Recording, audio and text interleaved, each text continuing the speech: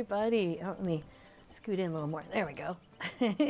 I've got the camera turned because the cat sometimes has been getting up here, and so he was just wandering around. So I thought, well, we'll make sure we have some opportunity for the cat to get on camera if he's available.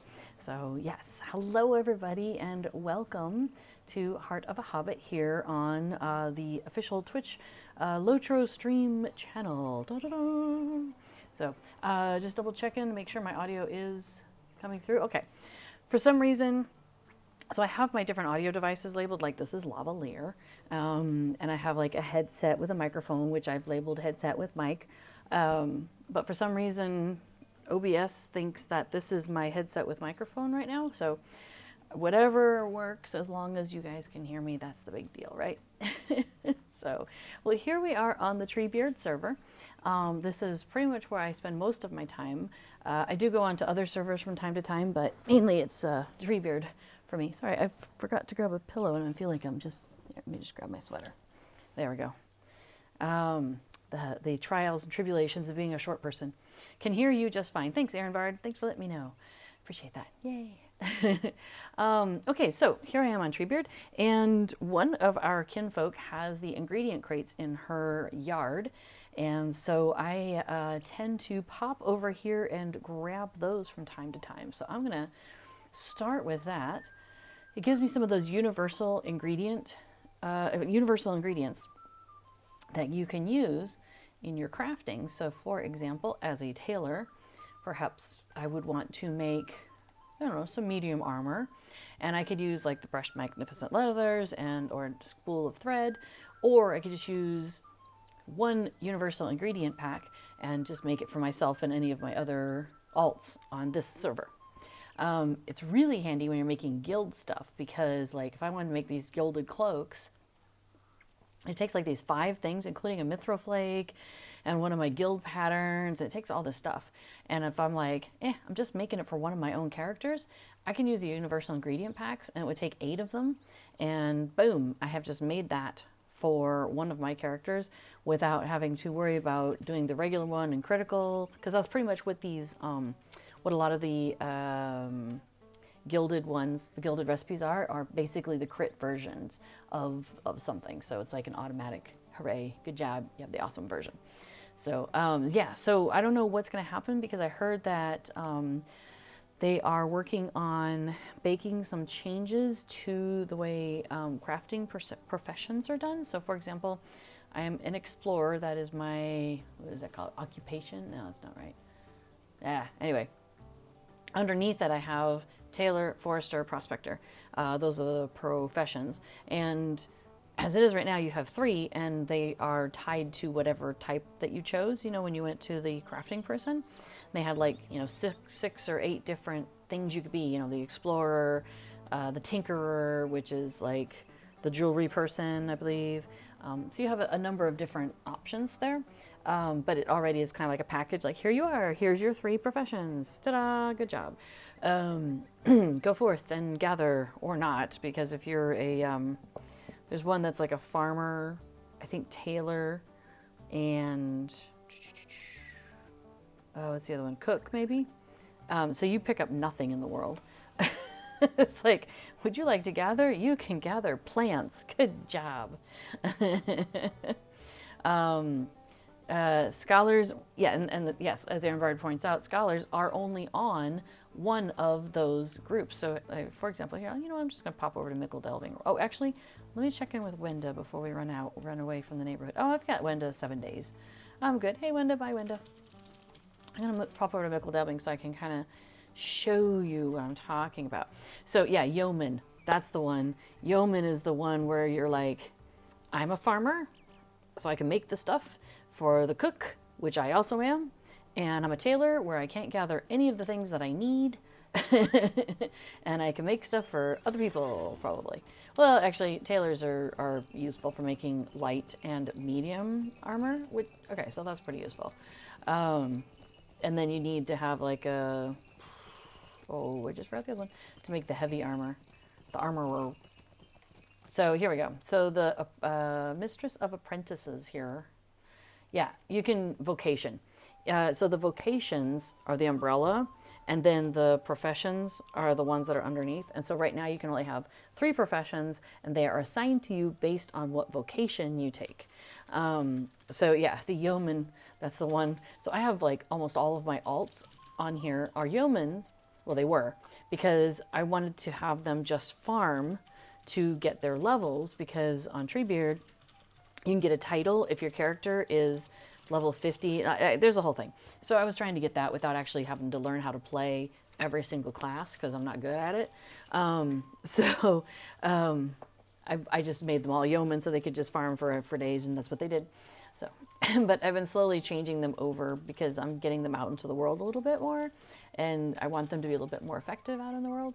So anyway, okay, so yes, King Cookie 95, my Hobbit is a yeoman. Yes, and so you're very familiar with that. Mothman Cookie says good morning, and good morning everybody, or afternoon as it is for us. It is 16:30 in the afternoon for us, so 4:30 in the afternoon. We haven't switched over to the whole daylight saving thing yet. We do that in Europe this coming weekend, I believe, if I have the dates correct. Today is Sunday. Yeah, because today is the 21st of March, and this is a Tuesday, so this coming weekend is the last weekend of March, and that's when we were changing over, this year. So yeah, we'll be switching over, and then we'll be back to the normal gap that it is between the US and Europe. But right now it's, now we're squished. So there we are. Hey, Durin Deathless, Megavon to you as well.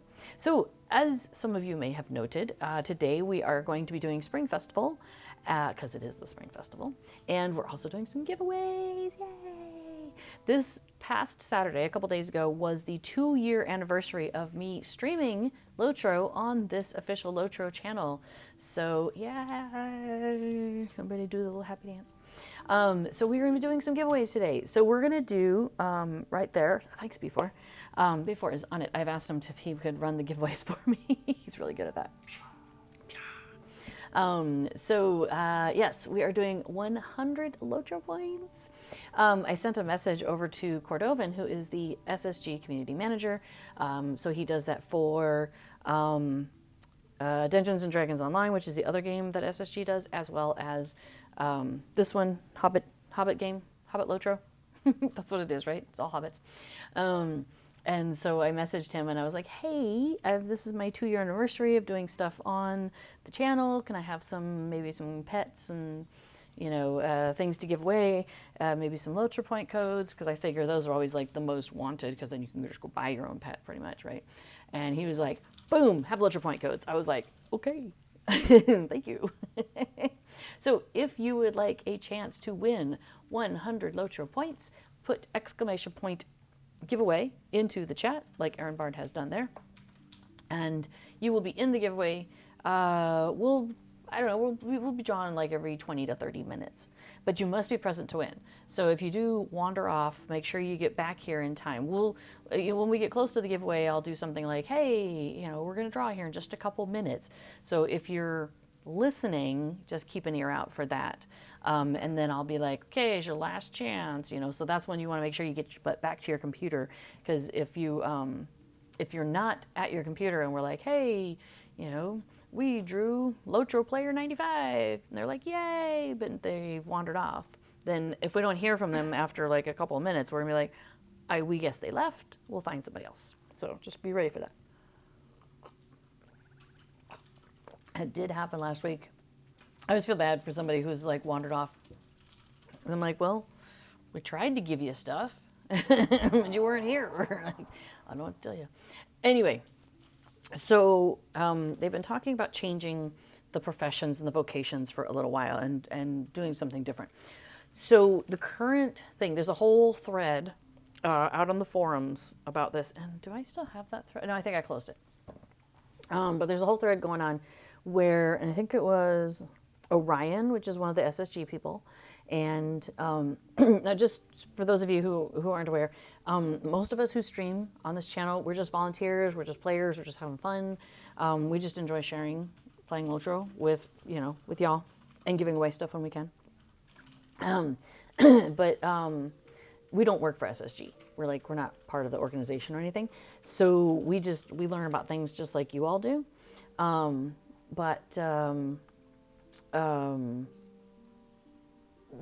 Cordovan is an SSG employee, and he streams here on Friday afternoons at noon Eastern time, U.S. Eastern. And then occasionally Scenario will stream on here, and he takes us like around Middle Earth. Like he'll take, because he's one of the world designers, and so he'll take you through like an area. Like he did the Shire one time, and he's like, well, this is why we built this over here, and this was our inspiration for this over here. And, you know, he talks about all that cool stuff. That's neat. But yeah, the rest of us are just volunteers. So anyway, Orion, who is an SSG employee, posted in the forums saying, hey, we're looking to make some changes. Hello, this is Kato. And basically what it sounds like is they're looking to let you add a fourth profession. Now, I don't know if you would still have to take a vocation or, yeah, it's not clear whether you could just pick whichever 4 you want, or if you're stuck with a package of 3 and then you can add +1. I'm not sure how they're going to do it. And if you, there is something about if you change from one to another, like, you know, let's say I am a, what am I? What am I actually? Sorry, baby. I just bonked the cat. I'm an explorer. Of course I am. Oh, that's why it's not listed. So if I were to say drop, you know, prospector and added on cook and scholar for some reason, I would lose any progress I had made in prospector, and it wouldn't transfer to the other 2, which is totally fine. That's the way it is now. Like if I were to right now switch from explorer, so I guess that means there's 7 options. Oh, I think the rice is done. Like to woodsman, for example. So like we can look at the overlap here. Explorer that I currently have has tailor, forester, and prospector. So if I switched over to yeoman, because I'm crazy like that, I'm not currently a cook, I'm not currently a farmer, but I am currently a tailor. So all of my progress in tailor would stay. All the stuff I already know, all the time and investment that I've already done, that would stay. But I would lose whatever I know in forester, and I would lose everything I know in prospector. And then I would have to start at the beginning. Sorry, you're the one sitting on my mouse cord. And I would have to start at the beginning with cook and farmer. Here, you know what? Oh, you silly girl. So Aaron Bard says, I would love to see his old tours. You can. They're up on, so SSG Lotro has a YouTube channel, and they're there. And got a little cat claw on my chest there. They are there, and then they are here on the Twitch too. I have a hard time finding things here on Twitch, but they are in there. There's like a playlist or whatever. But I think Before is on it. I think he is looking for that for you. So yeah, I think he's looking for the YouTube. Maybe he'll get you a link. He'll get you a link because all of Scenario's old tours are out there. You can see them. Oh, thank you, King Cookie 95. King Cookie 95 says, I think there's actually a stream for the new Gondor regions tomorrow. Thank you, you're so good.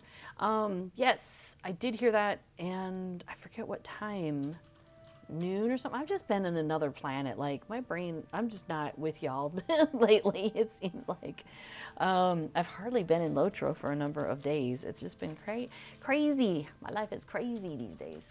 I also have a headache right now, so I'm a little subdued, so I apologize for that. Okay, but yes, tune in tomorrow. Scenario's on. It's probably something like noon or 2 is likely what it's going to be. I'll bet there's something on a forum somewhere that mentions it, or a tweet. Cord's pretty good about putting tweets out about that sort of thing. So yeah, thanks. There we go. Before has posted a link. You can find the past A Casual Stroll through X streams at YouTube playlist. So there you are. Yay. Okay. So, and you know, with me having been not on in Lotro for the last few days, I have made a mistake, and you will see what it is here in just a moment. So I'm going to guide us over to Bree because we want to do Spring Festival, right? We're going to go check it out. So, we would get ourselves to Bree in whatever fashion that you have. If you're a hunter, you can teleport yourself there. If you've become kindred with the men of Bree and you're not a human, character. You can go and buy that travel to Bree skill, so that will take you back to that same area I just was, that I just landed at. So then you come in through the gate, the west gate here, go to this horse that says Bree Land Festival Grounds, and you click on the horse. And zoop, here we are, look at that. I'm at the Bree Land Festival Grounds, hooray! And then I'm going to run toward this ruin over here. And I'm going to find myself in front of Sergeant Tom. Sergeant Tom will have a quest for you. Greetings, friend. He also has stuff. He will have this quest for you, A Taste of Spring, which is go and participate in spring festival activities. You need to do 10. Well, guess what I did? I already did 7 another day. So this is what you can do. The ideal situation is you come in every day, you pick up the quest from him, you do your 10 things that day, you turn it in, and boom, you go away. And then you come back the next day and you do it again. That way you're getting your 3 spring leagues every day, you're getting your LI experience every day if you're level 50 and above and you've got your LIs already, you know, little asterisk on the end there. And every day that you do that, it's counting towards your Bustling Bloom, which is, you want to do that 4 times. And that'll give you all these goodies down here, including some virtue experience, all this shebang. You'll do that 4 times, and then you'll get a Bustling Bloom, like intermediate, and you do that, and that's 4 days, and you turn that in, and then you get a Bustling Bloom final, and that's 4 days, and you do that, and you turn that in. Okay, so you do all that fun stuff. So ideally you do it every day, but sometimes maybe your life is a little busy, and so you find yourself in a situation like myself, where I picked it up the other day. I have done 7 of the 10, so it's still sitting here. So I'm gonna go and do 3 things, and then I'm gonna turn in. The downside of that is that I cannot pick up the next one until tomorrow. So that is a disappointment, right? But we'll find stuff to do, don't worry, I got you. So, all right, one of the ones that I like to do is, wow, check out the back of my horse. Actually, I didn't even notice that before. The back of my seat, the saddle there. It's got like all these kind of sparkly things. That's cool. Okay, anyway. Here, I'll zoom in a little bit for y'all. So I was looking at this stuff here. It's pretty cool. I love all the details that they do in this game. Okay, so one of the quests that I like to do every time I do pick up the thing, every day that I participate, I should say. So here's the funny thing, is whatever 7 I did already, they're like, yeah, that's great. That's in the past. Today's a new day. You can do whatever you want.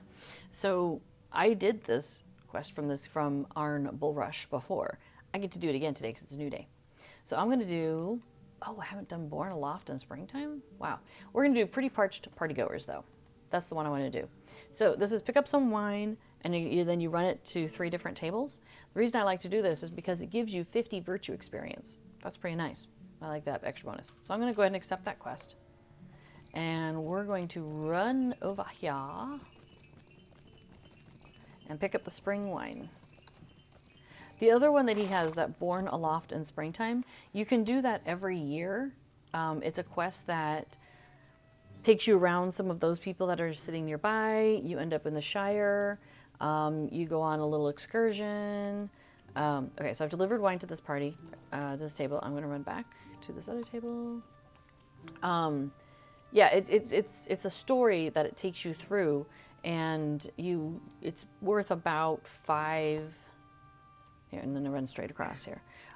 It's worth about 5 festival quests worth of progress. Okay, and then I'm going to go back. So I'm going to pick up the spring wine that's on the end of the table. Yeah, there's another person doing it. And then you end up back here to turn it all in and everything. It's a lovely little storyline involving sunflowers. It's really neat. It's very cute. And you get to do it every year, and apparently I haven't done it on Rosenbloom this year. I did it on a lot of my other characters, I think, though. It takes a little bit of time, and if you're not a hunter, it can be kind of annoying. On the other hand, getting to the Shire is not too bad. So, all right, Pretty Parched Partygoers is done. I gave stuff out. You are welcome. Anyway, I'm not going to do that one right now because it's a bit sentimental. It'll probably make me cry. So I think we'll skip that for today. We'll go do other things. But that is definitely one that's worth doing the storyline because it's really cute. It's really nice. Okay, so I've run myself over here to the maze. You can tell it's the maze because it's got this sparkly going on. So I've got a bunch of people with their quest rings up. So every year I have different moods, right? Let's see. So this one, she wants you to go find the 6 elves that have gone wandering. Yeah, you can come back over, honey, but I would suggest you not lay down on my mouse cord because I really don't think that's going to make you happy. That's true. Aaron Bard points out that it's such a good story for Born Aloft, and it gives you 18 leaves at the end, which is also quite nice. It's a nice little boost, especially if you're trying to save up to buy something from Sergeant Tom over there. All right, I think she's just going to lay down on my lap after she, needs it to death. You got your hand stuck, didn't you? You got your claw stuck. There you go. She's trying to lay down, and she's like, I think I'll just, it's cool. I'm cool. I meant to do that. She got her paws pulled out though. Okay, so yeah, so this one is go find the 6 elves that have gone wandering.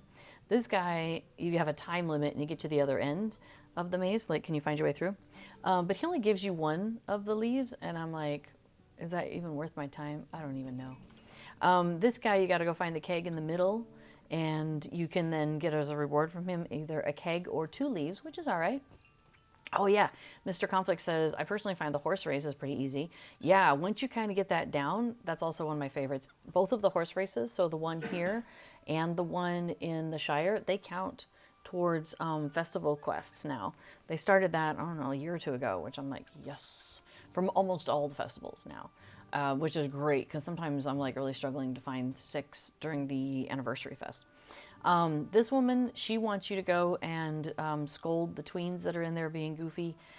This guy wants you to put up just confusing signs to keep those elves that are lost in the maze, keep them lost. And then this woman just wants you to drink the wacky beers that are laying around in there.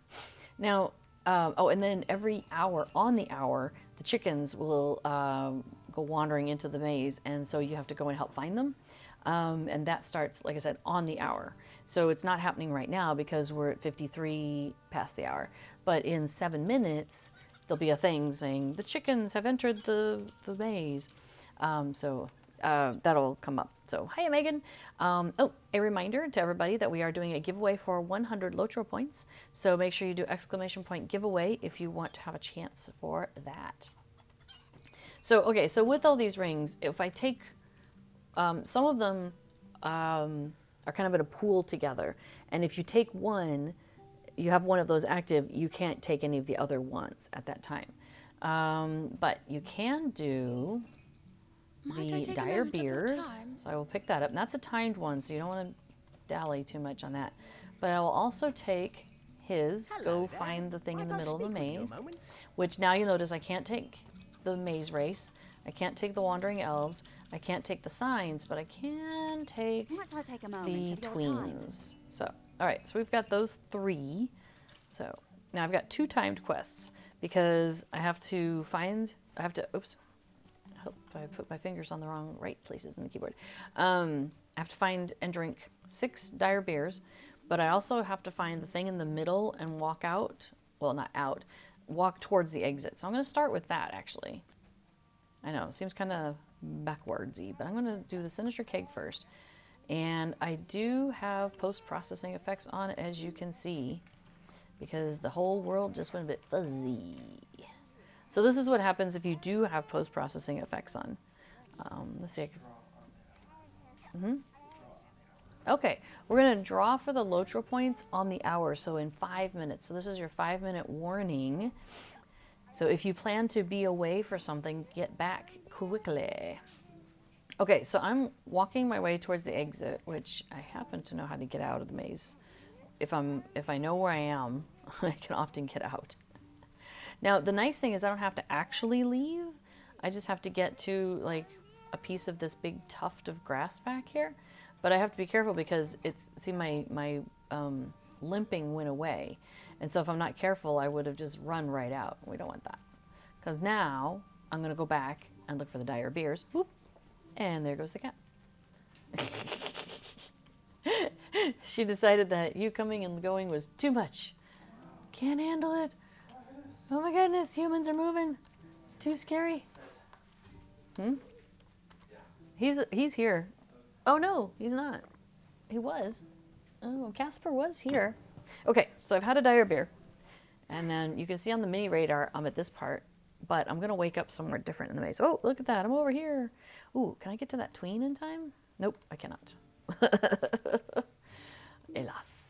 All right, let's try. Let's see what's over here. So I can see the tweens on my map as rings, but the dire beers do not. But they do. Oh, there's a tween. I want to grab her too. No, I have to choose. Tween or bear? Tween or bear? I can run after her, but I don't think I'm going to get there in time before I collapse. Yeah. That's okay. That's okay. You know what? The tweens never stop having their fun, so I expect I will see another one. What am I doing? Oh, I'm looking for beers. Hey, look, I found one. Yar. So yes, so make sure you put exclamation giveaway if you want to be in the giveaway for, 100 Lotra points. Come back here, tween. Oh, too late.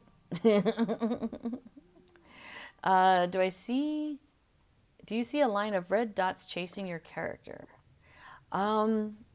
Perhaps what you are seeing is, those red dots like that. That is, I have turned on, what do I turn on? It's something in the UI settings you can change. And it's, so in Lotro, you can select like the nearest thing nearby. And that is delete. Nice. Somebody just did a fire at me. That was great. And then, so I have selected something. That's what that is showing you. And then I hit use, which for me, I've key bound to delete and use or end are right next to to each other on my keyboard. Here, I'll show you. So delete is your default key for selecting the nearest thing. And then so it would be normally delete and then you, but like, it's really easy for me to hit the wrong thing.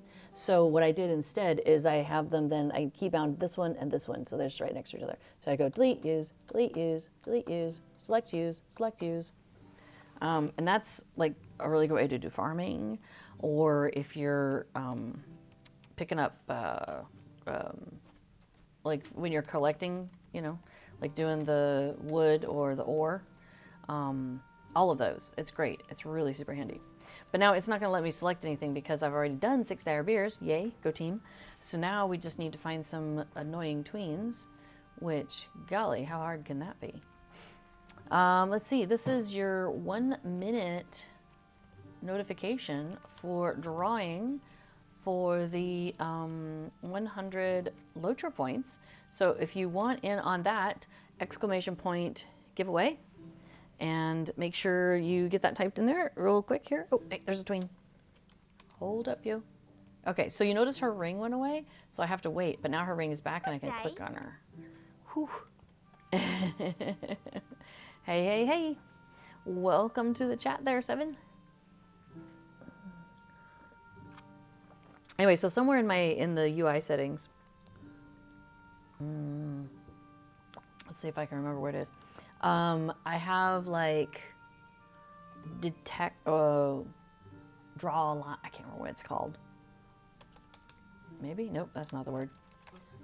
Yeah, I can't remember what it's called, but it's something like draw a line to your thing. So I could be like, okay, I've selected the thing and it shows me it's over there. That's where you're going to be going.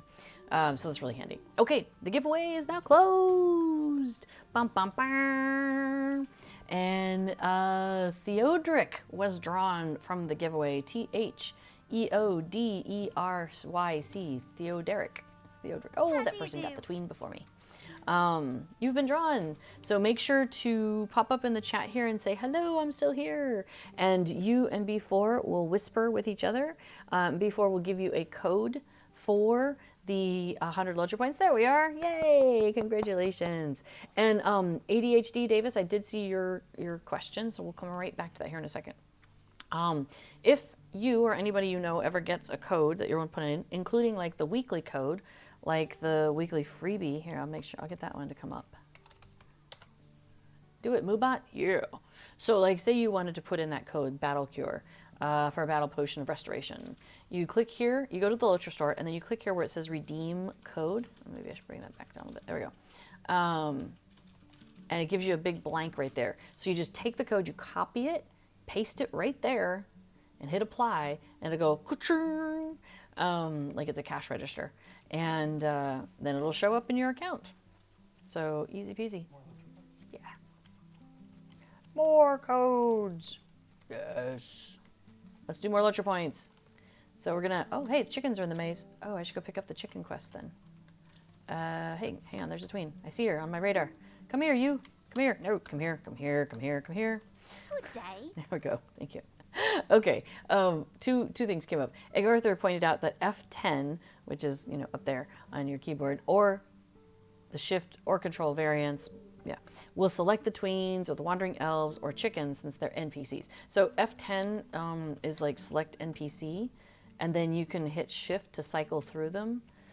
Just hold down shift, and you see how I'm cycling through my nearest, what the nearest NPCs are by me. So that's another way you can get to the wandering elves, the chickens, the tweens, the people standing outside that I gotta go talk to, all those things. I'm not as good with the F10 one because it's so far away on my keyboard, and I don't know. It's far, man. Okay, so there was a question from ADHD Davis. New to LOTRO, anyone have advice on which class I should go for my group? Friends are Lore Master and Rune Keeper. So, I mean, definitely people will have opinions on that. So, Lore Masters, I would say, you know, they're good at crowd control. They're good for the DPS. What was the other one you had? I think you said maybe a tank in there. So, I mean, you could go with a minstrel, get some healing going on, although Lore Masters can do a little bit of that, I think. You could do a Bjorning, because Bjornings have basically their... so when you are... Hang on, the cat's laying on my cord. You silly girl. In LOTRO, you have down at the bottom a little Gandalf here. Gandalf-looking guy. And that brings up your trait tree thing, and there's 3 tabs over here on the side. So you've got one tab at the top, which is your different configurations for traits. You'll notice there's 3 colors here. There's a blue, a red, and a yellow. The middle tab will take you to your race traits. So as you earn things based on what race you're playing, you can slot those in for little benefits. Sometimes they're better than others, but sometimes they're silly. Like I can stoop for a stone, which is a 46 common damage. That's not a lot of damage, by the way. And it potentially dazes them. It's very silly. And then you have virtues, and virtues come in 2 flavors. You've got your kind of defensive version, which have the little shield here, and you have your offensive version, which have the little sword here. And they provide you with some benefits. So like, for example, hovering over charity here, it's telling me that I've got a resistance rating, physical mitigation, and vitality. Another shield one is giving me physical mitigation, tactical mitigation, and armor. And so the 5 that I have slotted up here are giving me those benefits that it has at the top. But you'll notice underneath it says passive bonus, like plus 93 maximum morale, plus 93 maximum morale. Let's see, what does the sword one give me? Passive bonus of tactical mastery and physical mastery. So you'll want to make sure that you can slot in traits up there and get 5 as soon as you can. These slots unlock over time. And so that way you're getting those bonuses, and make sure you're earning into something, because when you first start, none of these are earning virtue experience, but then, so make sure you click on something so that you are then, you see how it says green earning there. So that way you're always earning virtue experience that you can slot in there. Okay, so back here where there's the 3 colors, Bjornings have a red line, a blue line, a yellow line, so all 3 of those, and they can be very flexible based on whichever line they're doing. They're really great healers, or you can have them be a really great DPS, or you can have them be a really great tank. So if you don't know what you want to do, Bjorning can be really flexible, which is nice. I love playing a hunter because I really enjoy being able to stand at a distance, shoot at things. I love the DPS that I get. I can do a lot of damage, you know, DPS, damage per second.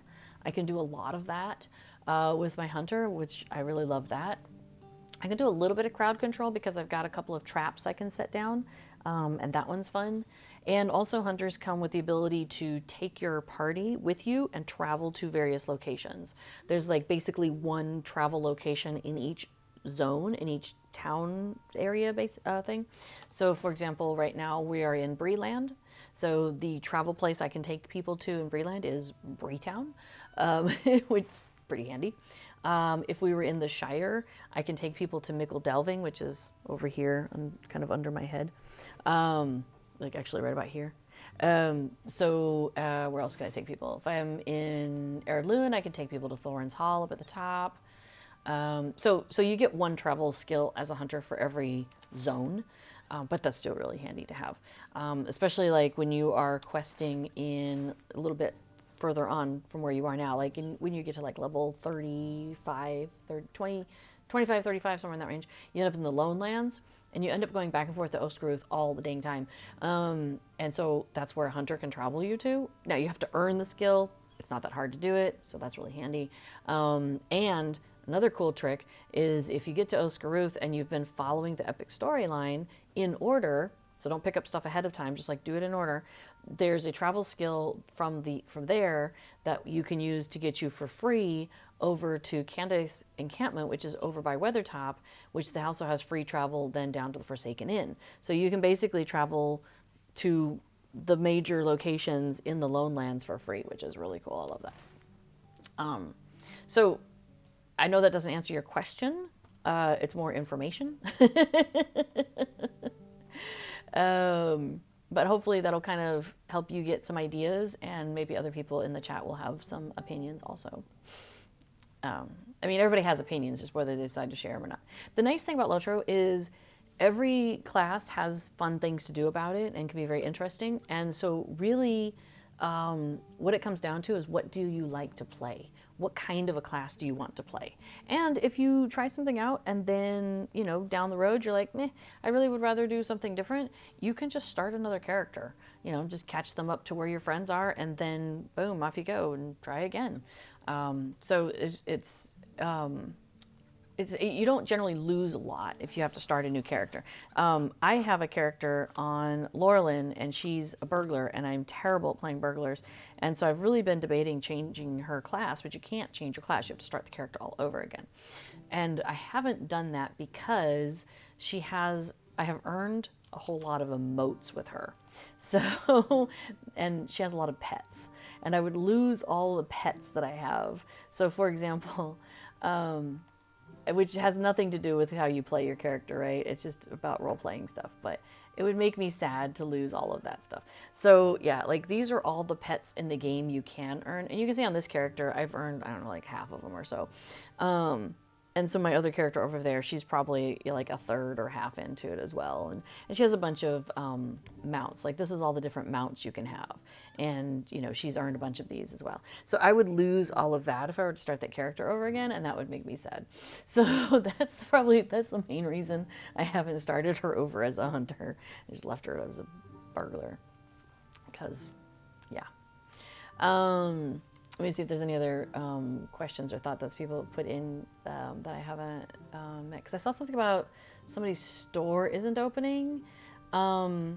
Oh yeah, why won't my store open in the game? Even I uncheck external store, it still pulls up in an outside browser.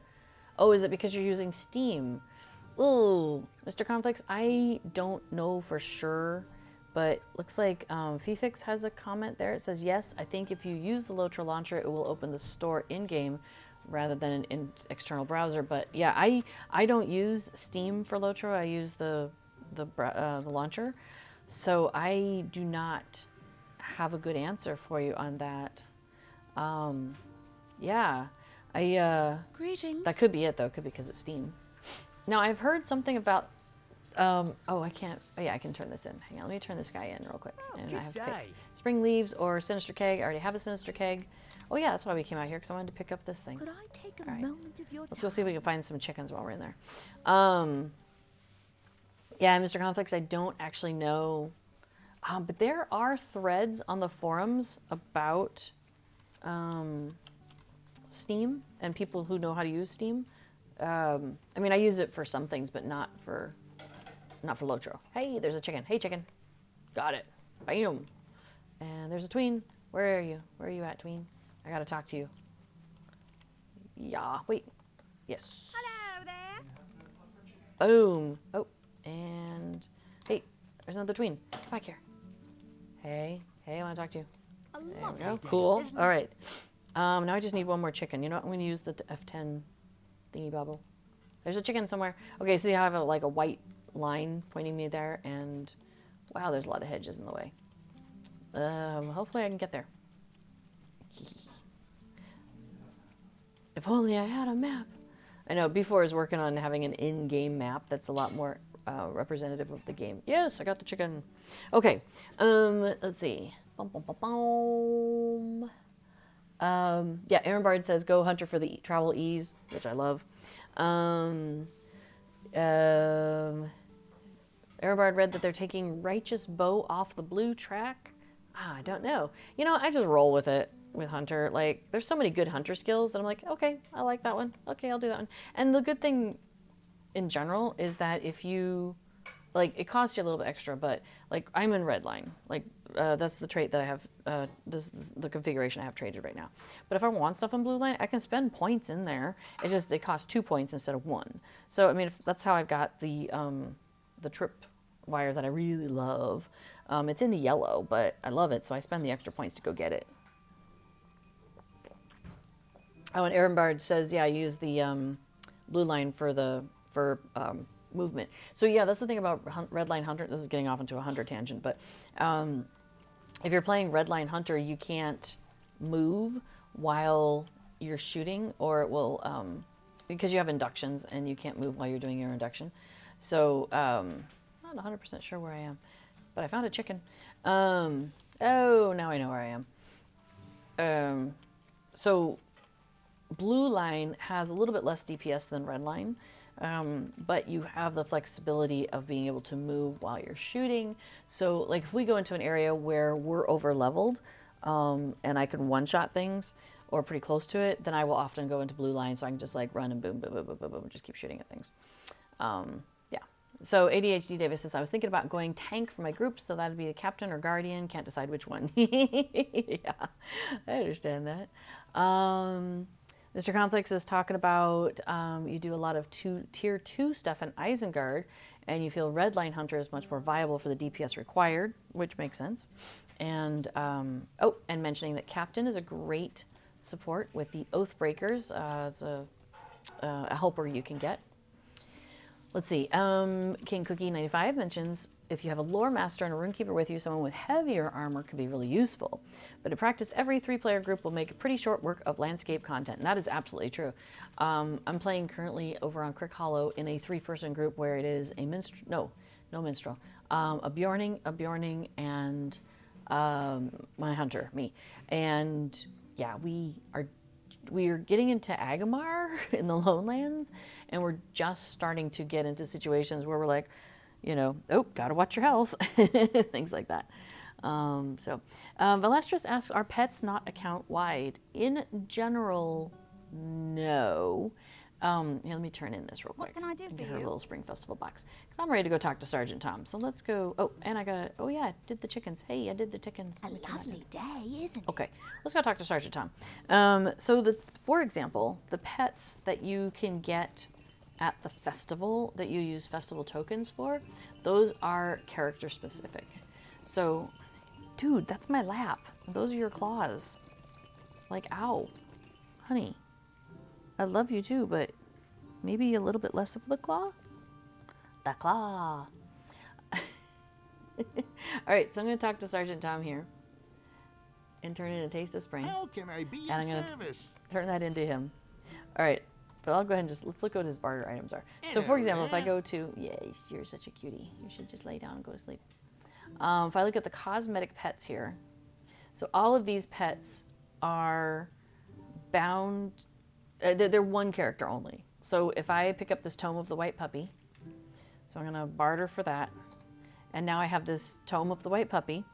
It is not bound, like I could give it away, I could put it on the auction house, I could do whatever I want with it, but as soon as I consume it, it only will be for this character. So you can see if I go into my pets, and let's look for the white puppy. There we go, there's the white puppy, which I currently don't have because it was gray. So, let me consume this tome. Bum, bum, bum. I remember we have a 100 LOTRO point giveaway going on, so we're getting on that. And now you see how it's turned green, so now I have this pet. But if I look at any of my other characters, they do not have this pet. Just my character here has this pet. So, so they're not account bound. On the other hand, sometimes like the pets that you can get from when you buy an expansion, or I like that, I got that the rakish thing I did. So the dashing feline and the rakish feline and the charming feline I got from buying a bundle in the LOTRO store, and those are account wide. So every single one of my characters, when I create that character, gets these 3 cats, just straight up. And there's some other pets that I have that are that similar thing, but those came from buying expansion bundles. So those are account wide, but the ones that you earn in the game often are character specific. So that's why, yeah, I don't want to do it over yet. Cause like people have given her dog pets, and she's got all these chickens, and she's got all this Hobnanigans rep. Oh my gosh, I'd have to start all over with all the rep. So I don't want to do that. Yeah. Let's see. Okay. Weir Will mentions that wardens are another tankish class that have some good ranged ability. A tank landscape questing with ranged casters can feel a little left behind. That is true. That was my first situation, because before I was playing a ranged hunter, and I wanted to be Gimli, so I was playing, what is my Hackfill? Hackfill is a champion. And so I'd be like, rawr, and I'd go running up with my big dwarf champion, and I'd be like, oh yeah, sorry, honey, I scared the cat. And I'd be like, boom. And then, you're walking right on my keyboard. And then by the time I'd get up to the whatever it was, like it'd be dead because the hunter had already taken it out. So I did feel a little bit like that. But yeah.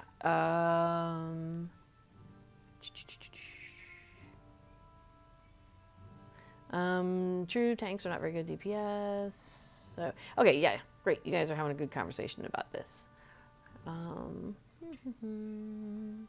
Yeah, and if you're doing free to play, you get, I think, 2 character slots. So you could always start one character, and if you're like, not sure about this, then you can start a second character, and you can always delete a character. So if you like use up all your character slots, and you're like, I'd really like to try something different, you can delete one of your characters. You can just, they're gone. So yeah, you've got some options there. Oh yes, okay, so we're doing a current giveaway for 100 LOTRO points, so exclamation point giveaway. ADHD Davis, you'll just have to try the garden and warden and see what you think about that, and if you keep getting left behind because you keep changing classes. See if that happens. I'll tell you what though, if you just need to like get levels, the festivals are a great way to get experience, actually. It's pretty funny. So just pointing that out. All right. Let's see. Oh yeah, Mr. Conflicts is pointing out that minis do make great healers, minstrels. So I, for a long time, didn't understand that mini meant minstrel.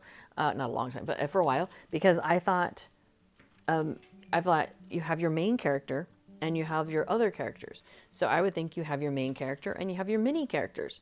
Those are the ones that you're not playing. That's what I thought. But no, those are your alt characters, apparently. So, okay. So a mini is a minstrel, for those of you who are still new to the lingo here. That's a thing. Yeah, and King Cookie points out that you probably don't need to worry too much about falling behind in terms of leveling if you switch to a new character early on, because the early levels do come pretty quickly. And sometimes you'll find that the other people in the party will be like, well, this is interesting, but I'm curious about blah, blah, blah. Maybe I'll start a second character and we can level them up together, so then you have some flexibility to play around with that. So, Um, Aaron Bart does point out that there's nothing in game more fun than going into battle with a mini and hearing them waste an orc with a bagpipe riff. The other day I was doing something else, and before kept going into, was also working on some Lotro plugin stuff, but in the background people would put, hey, need a healer, so a minstrel, for one of the festival encounters, the Red Maid. And so he ended up getting into a group that often they would end up with another minstrel, and the other minstrel had a cowbell. So I'm like doing something else, and all of a sudden I hear donk, donk, donk, donk, donk, donk, donk, donk, donk. I'm like, oh, you're doing Red Maid again. It was pretty funny. So let's see. Hey, Moobot has posted for us the most recent Lotro letter, which was a letter to the players with information about various things. So yeah, check that out. It was some great news. There's a question in chat. Have we done the challenge Ds for B's Big Business? I think I have on this character. Let's see. Is it under instances or skirmishes? I think instances. And let's see. Oh, there we go. Before members, we did the fellowship challenge last year. Forgot to do the small fellowship last year. That's true. We got that done this year. It's under social. Like what?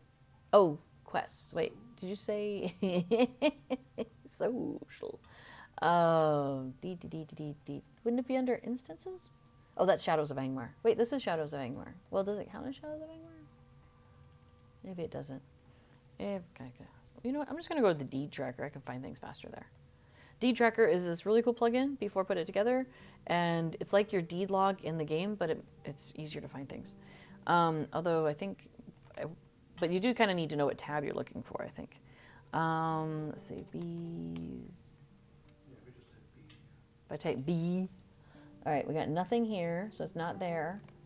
Ah, here it is. It's under skirmish instances. So skirmish instances, and it's under, oops, which skirmish instances? There's two tabs, so it's got to be the first one.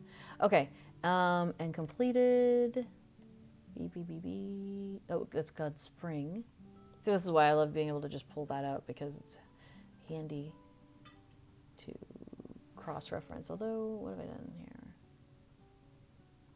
Spring. No. Oh, that was the Losnark pesky critters. I thought we have all of that, though. Let's see. You're looking for something called Losnark's pesky. Oh, I'm looking for something else. Lost Snarks, Pesky Critters, also under skirmish instances. Shouldn't be under L. There it is. Lost Snarks, Pesky Critters. That one? That's not the one we're talking about, though. That wasn't the one I was looking for, though. I was looking for... Where do you see... Class, Race, Epic? This one? Race and Social? B. Okay, there's 3 under Class, Race, Epic tab. Second one over, which is Race and Social. That's what it is. Challenge, B's Big Business, Small Fellowship, we did that. And plain old regular 6-person fellowship, we did that. Yes, there it is. So there we go. Yeah, I do wish that they made the deed log a little bit slightly more intuitive in the game, but yeah, whatever, it works. Close enough, although that's why it's really handy to have this over here. The Busy Bee, oh, I did also do the Busy Bee, which is about bees, but not, it's not a challenge. It's just go do a bunch of tasks. So yes, we have done that. In terms of what I haven't done, the Taming of the Shrews, I haven't defeated Shrews in the Festival Garden. You know what? Let's go see the Festival Garden, although I am tempted to switch servers.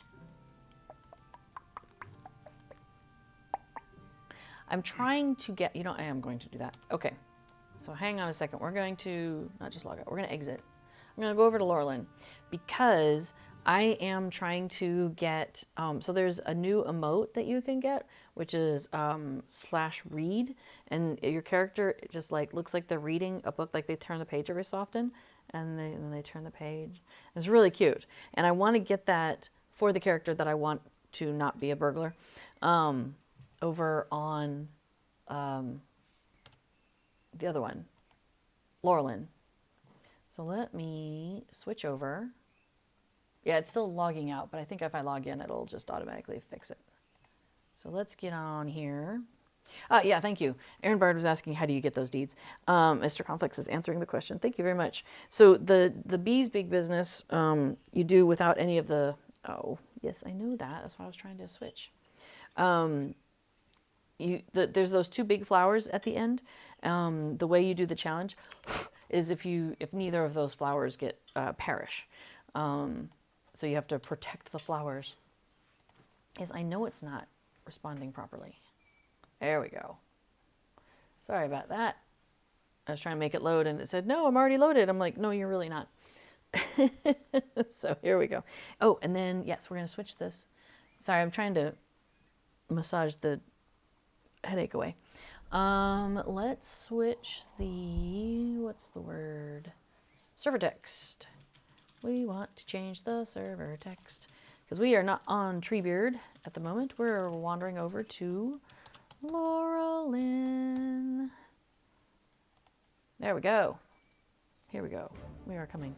So that's Rosenbloom. She's my hunter on this server, but she's not my main character. This is my main character, my social character, which is Adamantia.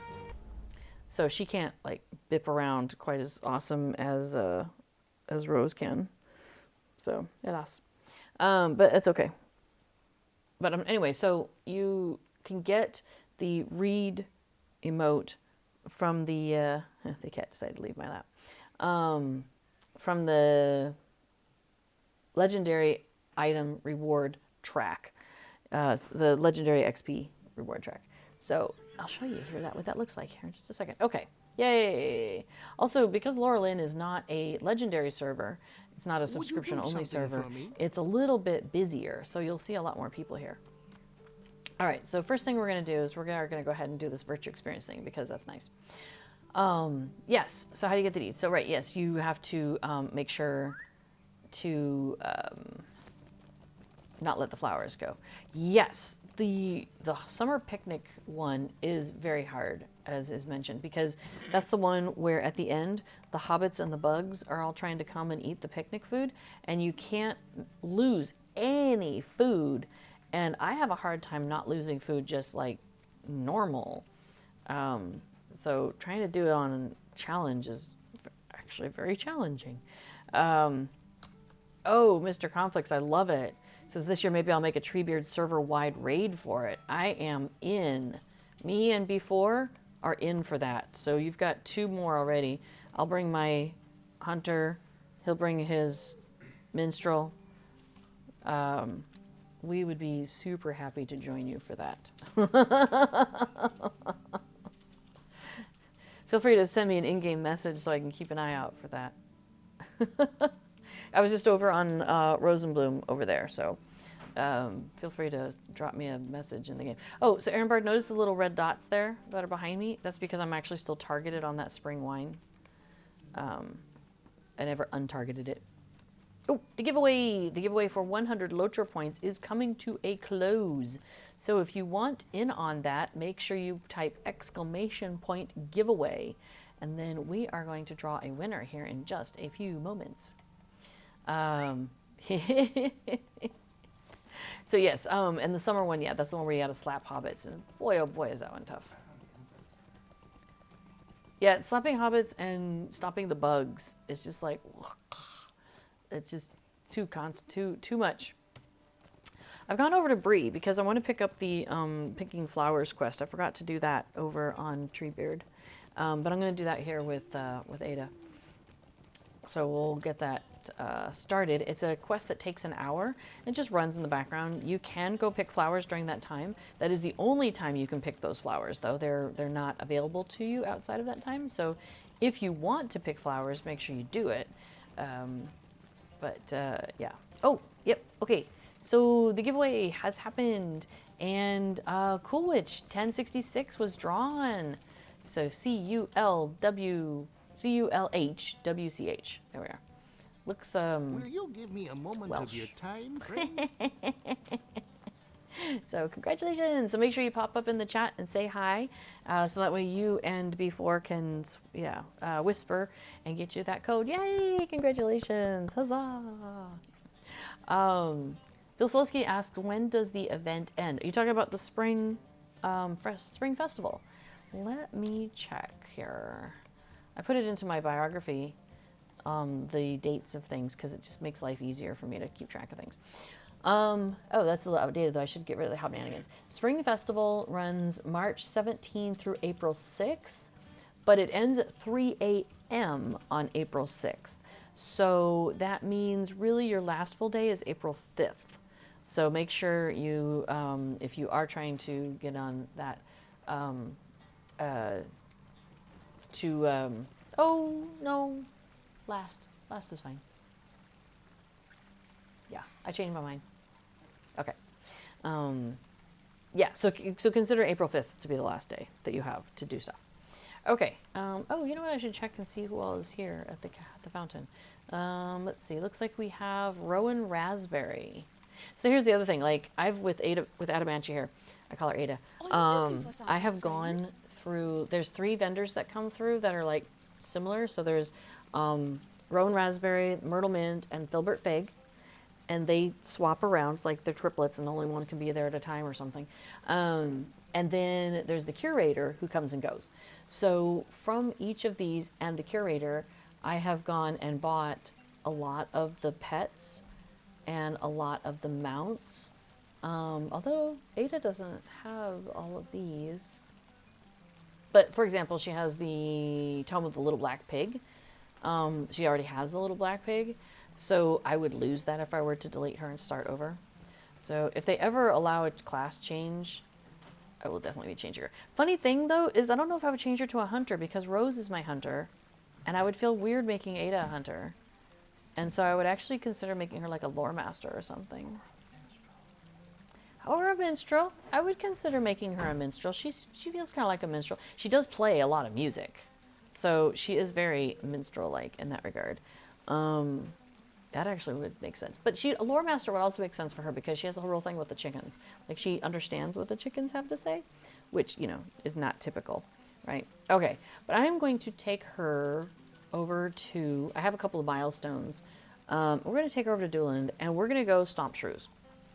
So we're on that. Okay, so new giveaway. Third verse, same as the first, is 100 Lotro points. So type exclamation point giveaway, and also a huge thank you to Cordovan for giving us these. Ah, hey, I recognize that Hobbit. Hello. Ah, somebody has the read emote. I do not. Well, yeah, I was going to show you how you get this.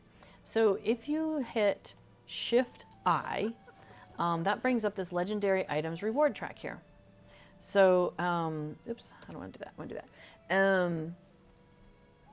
As you are doing quests that would give you legendary item experience, such as Fistful of Flowers, because it's a Spring Festival quest, it will give me spring leaves and legendary item experience. It doesn't tell me how much. And interestingly, the lower level your character is, the more experience you get towards this thing. So, just a little side note there. At any rate, I'm up into level the 12th box in this track. I have 1 month and 26 days left in which I can earn experience in this specific track, which is the 5th version of this. 5th time they've run through this. If I can get myself all the way up here, halfway through what's possible maximum, which is 50, I can get the coffer of a good book. And that would give me that read emote, which Aaron Bard is so graciously demonstrating for us here on stream, on the screen. Thanks, Aaron Bard. That's awesome. Thank you. Okay, so yes. So we're going to do one more Lotro point giveaway now. And then we will be doing one more giveaway after that, and it's something kind of special.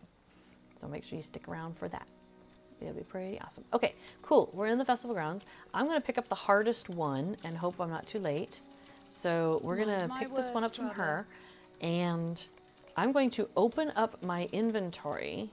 Let me scoot those out of the way. While I pick up this crate of boots. Why am I doing that? I'll explain here in a moment. So notice that the boots showed up here, but they also showed up on my bar.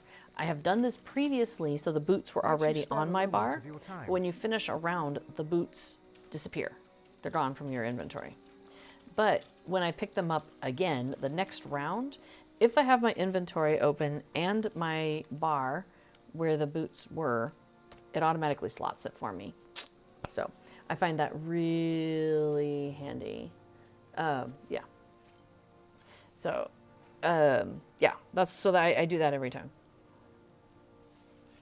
Okay, so when you first arrive in the festival garden, which is here in Doolin, so let me zoom out. So we are here. When you first start the game as an elf or high elf, they dump you out down here in Kellendam. Or if you start as a dwarf, they pop you out here over in Thorns area, Thorns Hall. So we're in the south part of this zone, just up the road from Kellendam up in Doolin. And that is where you will find this room that I am in now, the Festival Garden. Well, I call it a room, but I think actually it is open to the sky.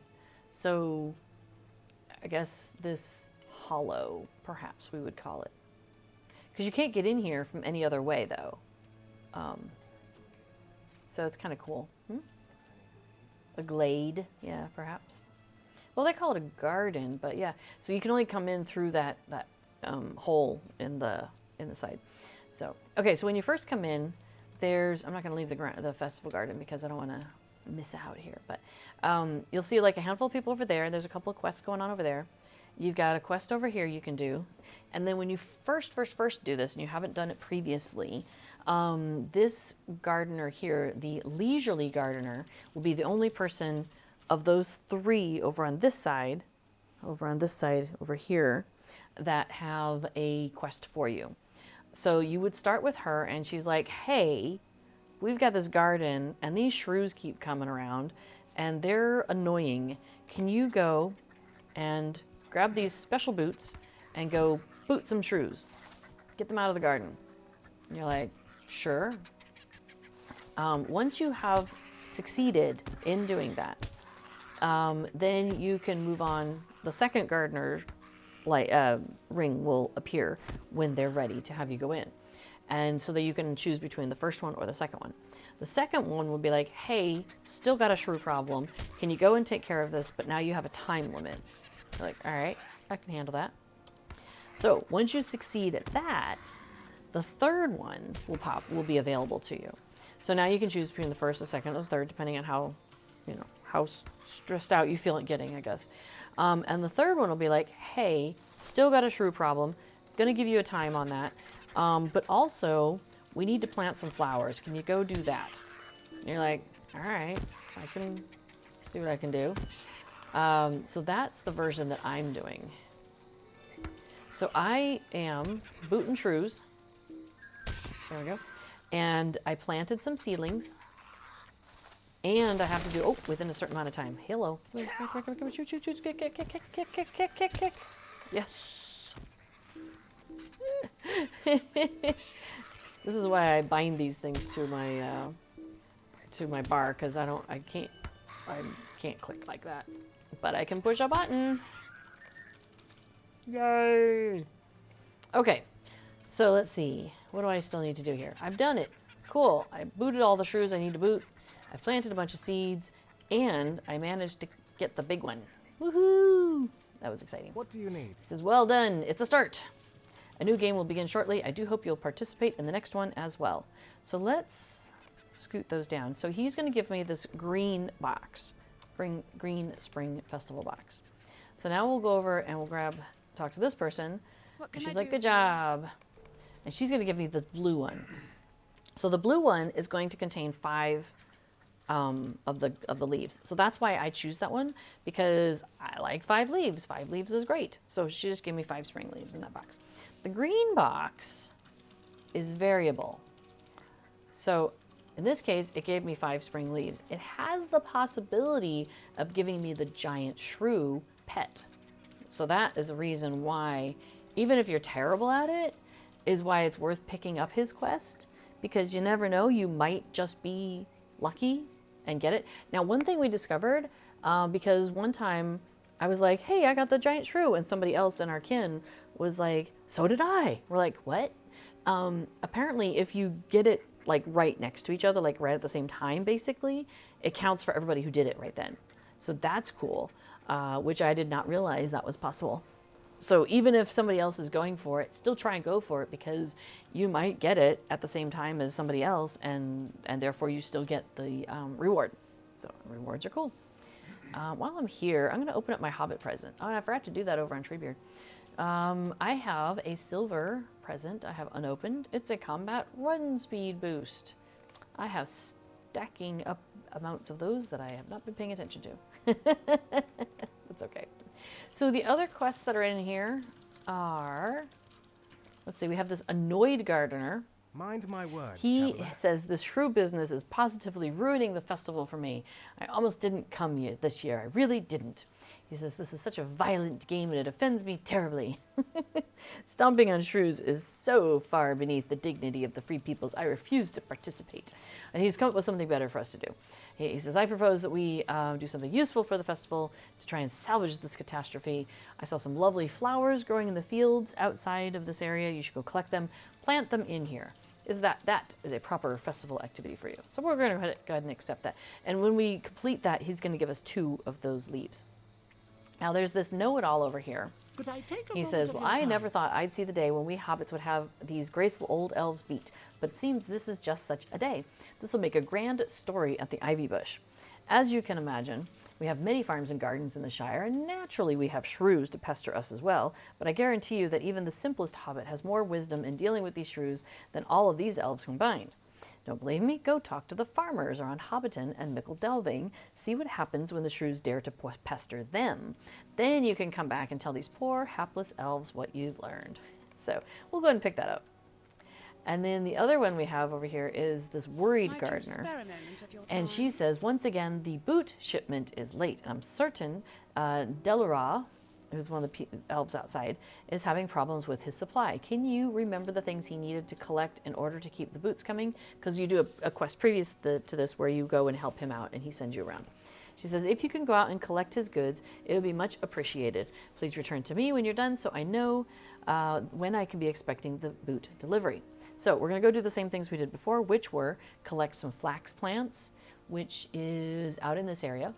Collect some cherry wood branches, which is also nearby, but the twine is down by the docks in Calendon. So we'll go ahead and accept her quest just in case we decide to do that, because you can do it every day.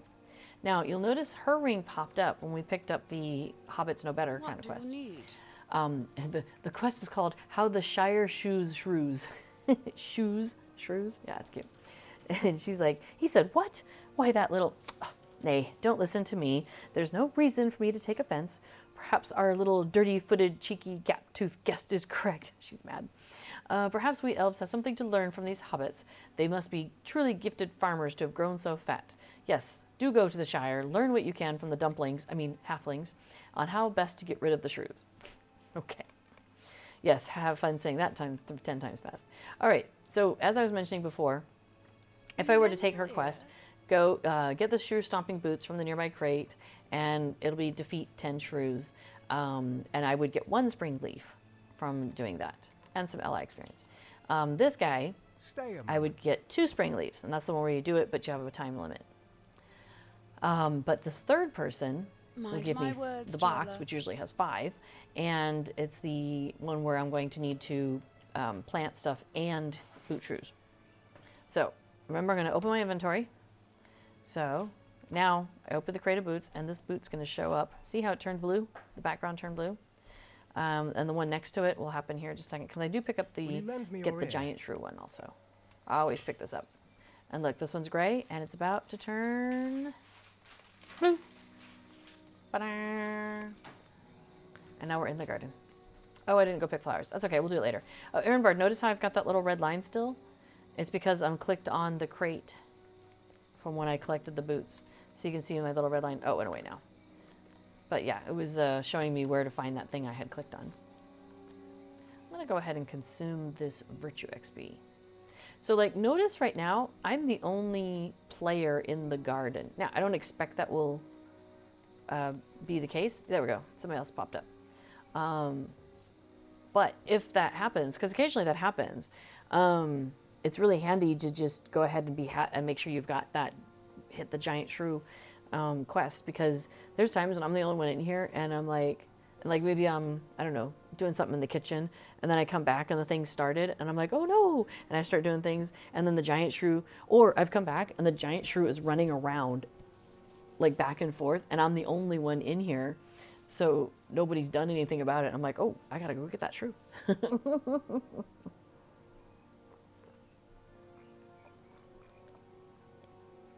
Awesome. ADHD Davis said, I think I decided on Guardian. Cool. Question is, should I go DPS spec for leveling until I feel we need a tank? I don't know. Like, I would say look at the skills that are there, see if any of them look interesting to you. And if you're like, hey, this sounds like fun, that'd be fun to try that, then go with that line. Because if there's 3 of you, your landscape stuff, like somebody mentioned earlier, is going to be kind of easy. Like, once in a while, you'll be like, whoa, that was a challenge. So you'll want to keep an eye on your health, just, in case.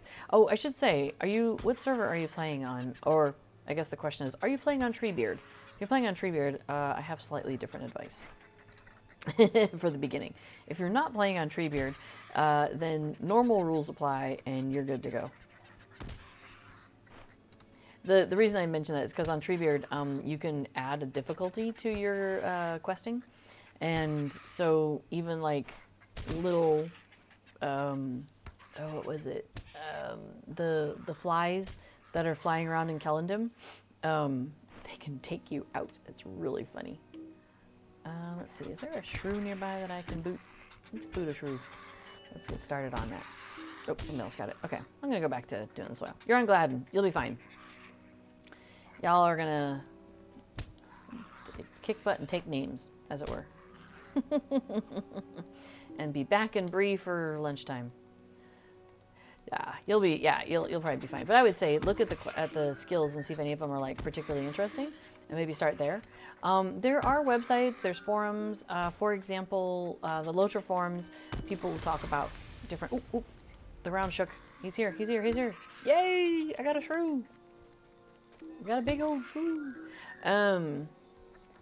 There's also a website called LOTROHQ. I think it's LOTROHQ.com, perhaps.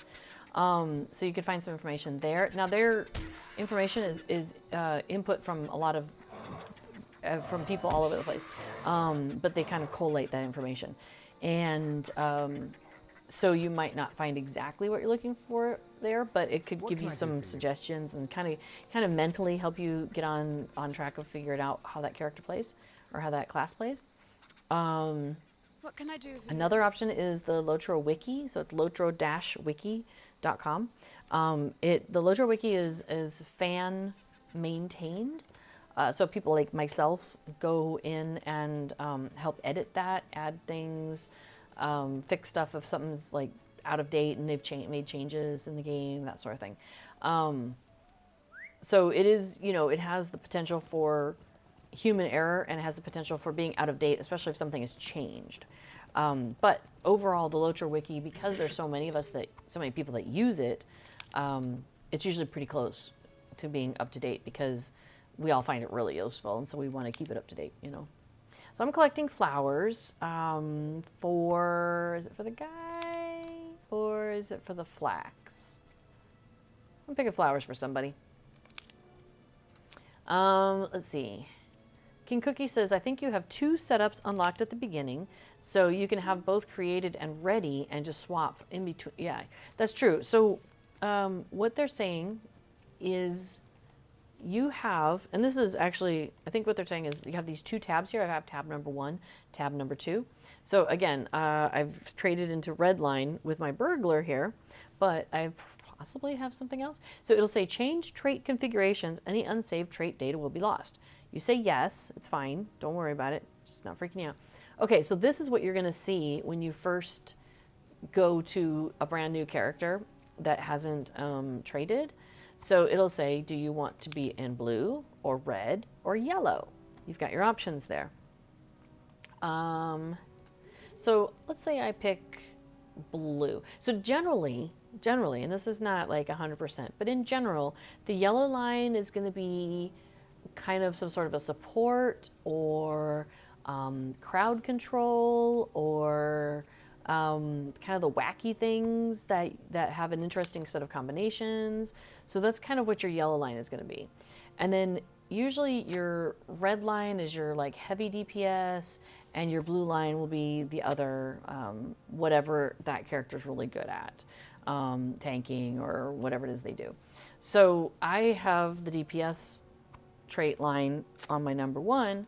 I'll go ahead and pick blue for my other one here. So I'm going to choose blue. So now I have 60 points because that's what I've earned on this character so far. I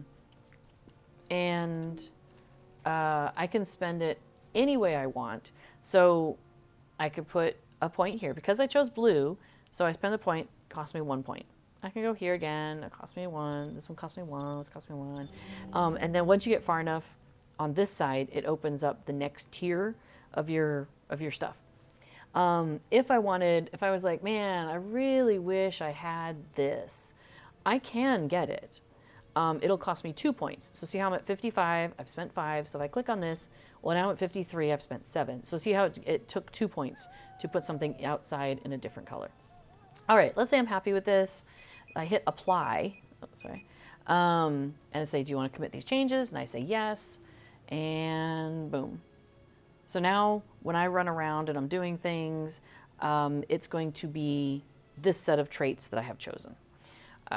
So that's what they're talking about, that you actually have 2 different tabs here. And I could swap back and forth between them. So I could go back to number 1. It'll be like, any unsaved trait will be lost. Yes, because I hit apply, so I'm good. And now it takes me back to that first set. And notice how there's a lock here. And it's got it's like a timer going on there. So you can switch back and forth, but you do have to wait. It has a cooldown in between. So, but that's fine. Once my cooldown's done, I can switch back and forth. No big deal. So that's something to keep in mind. Sorry, my timer on my phone went off because there's a thing. And that. Okay, cool. Okay. So now I'm out here collecting flax, collecting wood, just doing my thing.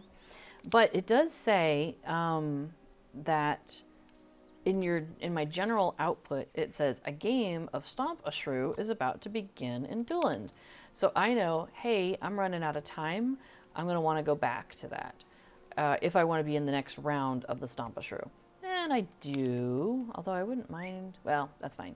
We're going to call that good. So I'm going to go ahead and pop back in.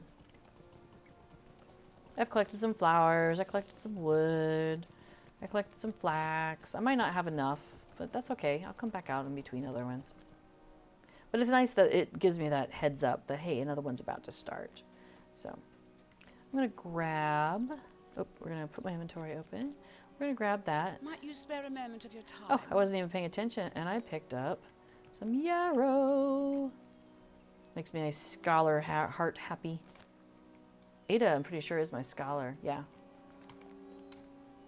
So these flower pots are blinking now because I have picked up enough to do the next phase of that quest, which is to plant flowers. So a lot of times what I'll do is while I'm waiting for the round to begin, I'll start planting the flowers. So I'm going to work on that. All right. Yay. ADHD Avis is getting lots of good advice. I appreciate it. Thank you, everybody, for jumping in that. I haven't played, I haven't played the classes you're looking at very often, so I don't have a lot of class-specific advice, just general advice. So I'm really glad that folks are jumping in there. Fantastic. You guys are awesome. Yeah, Weirwill has always got really good advice, too. I was trying to figure out some Bjorning stuff, and she's like, well, I was like, where do you find this thing that you do? I've seen you do it, and I want to do that too. And she was like, well, it's over here in blue line, blah, blah, blah. I was like, ah. And now I'm really happy with my Bjorning when I play it. Okay, so I've done, that's my number 8 on the flower pots. Ta-da! So I can turn that in, but I'm not going to leave the festival garden. So, and then this person over here is saying, you know, 1 minute left, 5 minutes left, all those things. And so you'll want to make sure that you are paying attention to them if you are distracted by other things. Like the game will begin in 10 seconds. Now it also shows up in your general output though. So I oftentimes will have that open. So, and speaking of, 5 minutes left for the current giveaway for 100 Lotro points. So yeah, and ADHD Davis, as you are playing, you'll have different questions that come up. So right now you're like, hey, I need questions. I'm trying to set this up. Where do I start? What are some thoughts? And then in the future, you'll probably have some other different types of questions. Feel free to come back to the stream anytime. Most of us that stream here are happy to help out with things. If you're like, hey, that thing that you did, back on that stream, how do I do that again? Now, I always post my streams on my YouTube channel, which is Life Beyond the Shire. So you can go back and look at the streams there too. I was doing more of the time stamping when I was like, yeah, we had this big long conversation about XYZ. I used to timestamp that, and I haven't been doing that so much lately. So sometimes you just kind of have to know where to go. Oh, the thing is here. Okay, so, woo-hee, I got it. That was exciting. Aaron Bird, I saw you had a question that was something like you missed the big shrew because you select a mini shrew or plant. Yes. Any suggestions? No. Well, okay, of course I have ideas, I have thoughts, as I always do. I really like binding my skills to my mouse. I have one of those nieces that has the little buttons on the side, and so I'm just like hitting that with my thumb. So while I'm running around, I'm like beep, beep, beep, beep, beep, beep, beep, 1, 2, bop, bop, bop, bop, bop, bop. I find that really handy for me because I am not so much of a keyboard warrior as some people are. How can I be of service? So I find I'm more efficient when I've got stuff key bound to the number on my mouse. Okay, What can so I do that's for you? that has been something. That really was a step forward in my evolution in playing better. Oh, hey, I did some flowers, my dude. Megovanen. He's like, yeah, you did flowers. Yeah, we did flowers. Okay, let's go pick up some more stuff for the boots though while we're here. So if you are a keyboard warrior though, and you do the bit bop bop, you can still, do the same thing. So for example, on my bar down at the bottom, this is my social setup, as some of you are familiar with. So my normal setup is this. As a burglar, you've got all your burglar things, and I burgle all over the place, right? But then I have I use my second bar. Some people use that for different skills and whatnot. I use it for social stuff. So this is where I cheer and I cheer and I clap and I hug and, and dance and all of those things that I do during the social activities.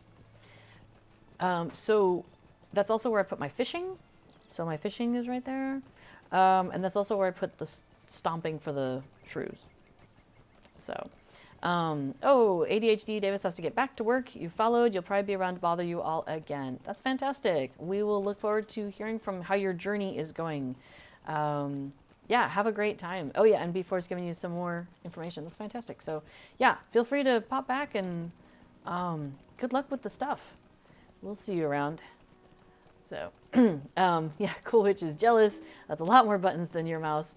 But yes, you also bind stuff to your mouse as well. Yeah, I find it just is so handy. Well, somebody else had that mouse, and I was like, dude, what is that, and how do I get that?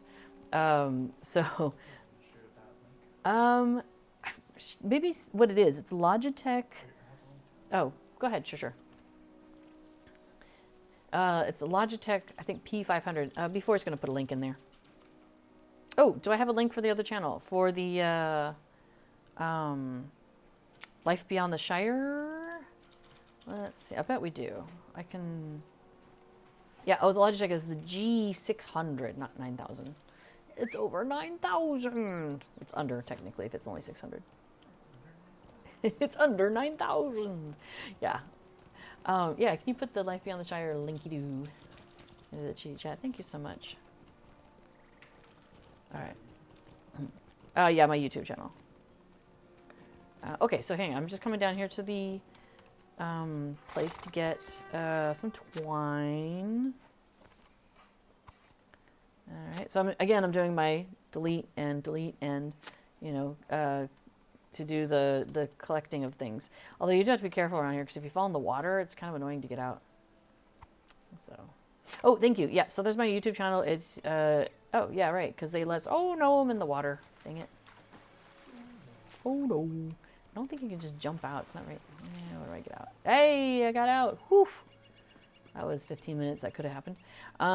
Let's see. Did I get... Okay, bring all the items up the hill. Okay. You know, I could, but I do want... It does... I forgot I have the flower picking thing going, and I'm going to go and pick some flowers on the way. Why not? Sometimes this is my favorite place. Don't y'all come here too when I'm playing, but this is my favorite place to pick the flowers. If I need, which ones am I getting here? This is the primroses. So the 3 different areas you can pick flowers, they each kind of have a different focus. So like I got a primrose, that time I just got a primrose. Sometimes it gives you multiples, like it'll be like 1 primrose and 1 marigold, you know, for example. Oh, now it's telling me that the Stomp a Shrew is about to begin. All right, then I will just port myself there. Yeah, see, I got 2 primroses and 2 marigolds that time. That's nice. Yeah. Let me close that out. Let's see. Oh, by the rock is an easy way to get out. That's good to know. Question. Dacolt Lewin says, mind if I ask what RK means when you're all talking above it in chat? Regards to Guardians. RK is shorthand for Rune Keeper, which is one of the classes you can play in the game. So people often abbreviate Rune Keeper to RK, Lore Master to LM, Minstrel is abbreviated to Mini, which I find bonkers because it's not MINI. It's not Mini still, but it'll do. Let's see. Hunter is generally just Hunter. It's not really a quick and easy abbreviation for that one, I guess. What else do we have? Yeah, minis are mini when they are hobbits. That's true. Oh, Duran Deathless is headed off to take the kid to school back in 30 minutes. Well, you might want to watch for the giveaway at the end because we've got a nice giveaway coming. So yes, make sure you get back for that. What else? Yeah, got it. Thanks much. No problem. Yeah, I do find that there's a lot of... Okay, we're going to close the 100 Lotro point giveaway here in just a second. So if you haven't got into that, go ahead and put exclamation point giveaway into the chat, and we will draw here in like 60 seconds. So last warning for that. We'll do this right now. So yeah, Dakota Lewin, there is a lot of like abbreviations that people use in, you know, and I was trying to remember, there was one that just threw me off for a long time, and not just mini. Okay, so, and I said this earlier, is that mini, like, I thought you have your main character and you have your mini characters, right? Like your big and your smalls. But no, mini is minstrel. When people are talking about their not main character, like the character that's not the one that they play all the time, they call that one their alt, like alternative, I guess, you know, alt characters. So, but yeah, so welcome everybody to Lotro, who is new. Dakota is really considering starting to play again after not in years, wanting to try Guardian. Really like sword and board in games. That's what some people will call it, like if you have a sword and a shield, sword and board. And you really like the overall feeling of the Lotro community. Yeah, the Lotro community is really quite nice. I mean, of course you have your idiots and, you know, the people who want a lot of attention or whatever. I mean, you couldn't get them anywhere. But at least the community as a whole likes to support each other, and we like to help each other out and stuff. Speaking of supporting each other, this is a website, Deco de Miu, and they do Lotro and housing is what it says, but they could just remove the and because it is Lotro housing. They are all about housing resources. So if there is a furniture, or a housing item of any sort in the game, they have it on their website. They'll have pictures and information about like where to get it, how much it costs, all of that. It's so good. Hey, speaking of the new folks, Bunroth was drawn from the giveaway. Are you still here? Were you the one who was going to get your kid off to school? Who was that? Well, hopefully you're still here. Oh no, it was during Deathless I was going to take the kid off to school. So, hey, there you go. So lucky. All right, so you and B4 will send a whisper to each other there, and you'll be able to get a Lotro point code. You're going to take that code, and you're going to put it. Oops, did I not? There we go. You're going to click on Lotro Store down at the bottom. Uh-oh, giant shrew. Got to hit the giant shrew. Ooh, I am on fire today. Fire, I tell you. The cat's looking at me like, what? I'm sleeping here.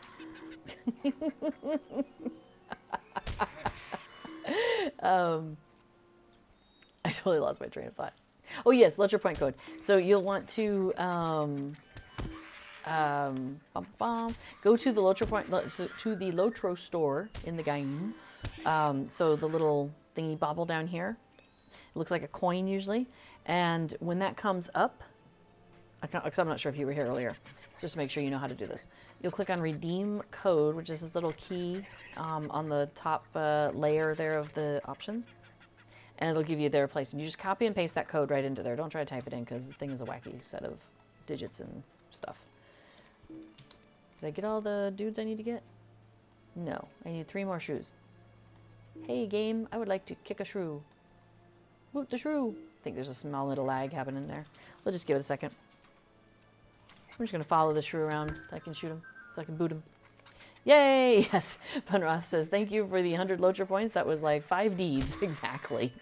Yeah, it's funny when people are starting to play, and like we have a friend who started to play, and you know, and she's like, we're like, hey, you should get this because this will really help you out. And I keep being reminded that not everybody has a bunch of Lotro points sitting around because she's brand new or just recently come back. And so she doesn't have a bunch of Lotro points sitting around, as opposed to like us who have done so many deeds in the game. Like we're kind of completionists.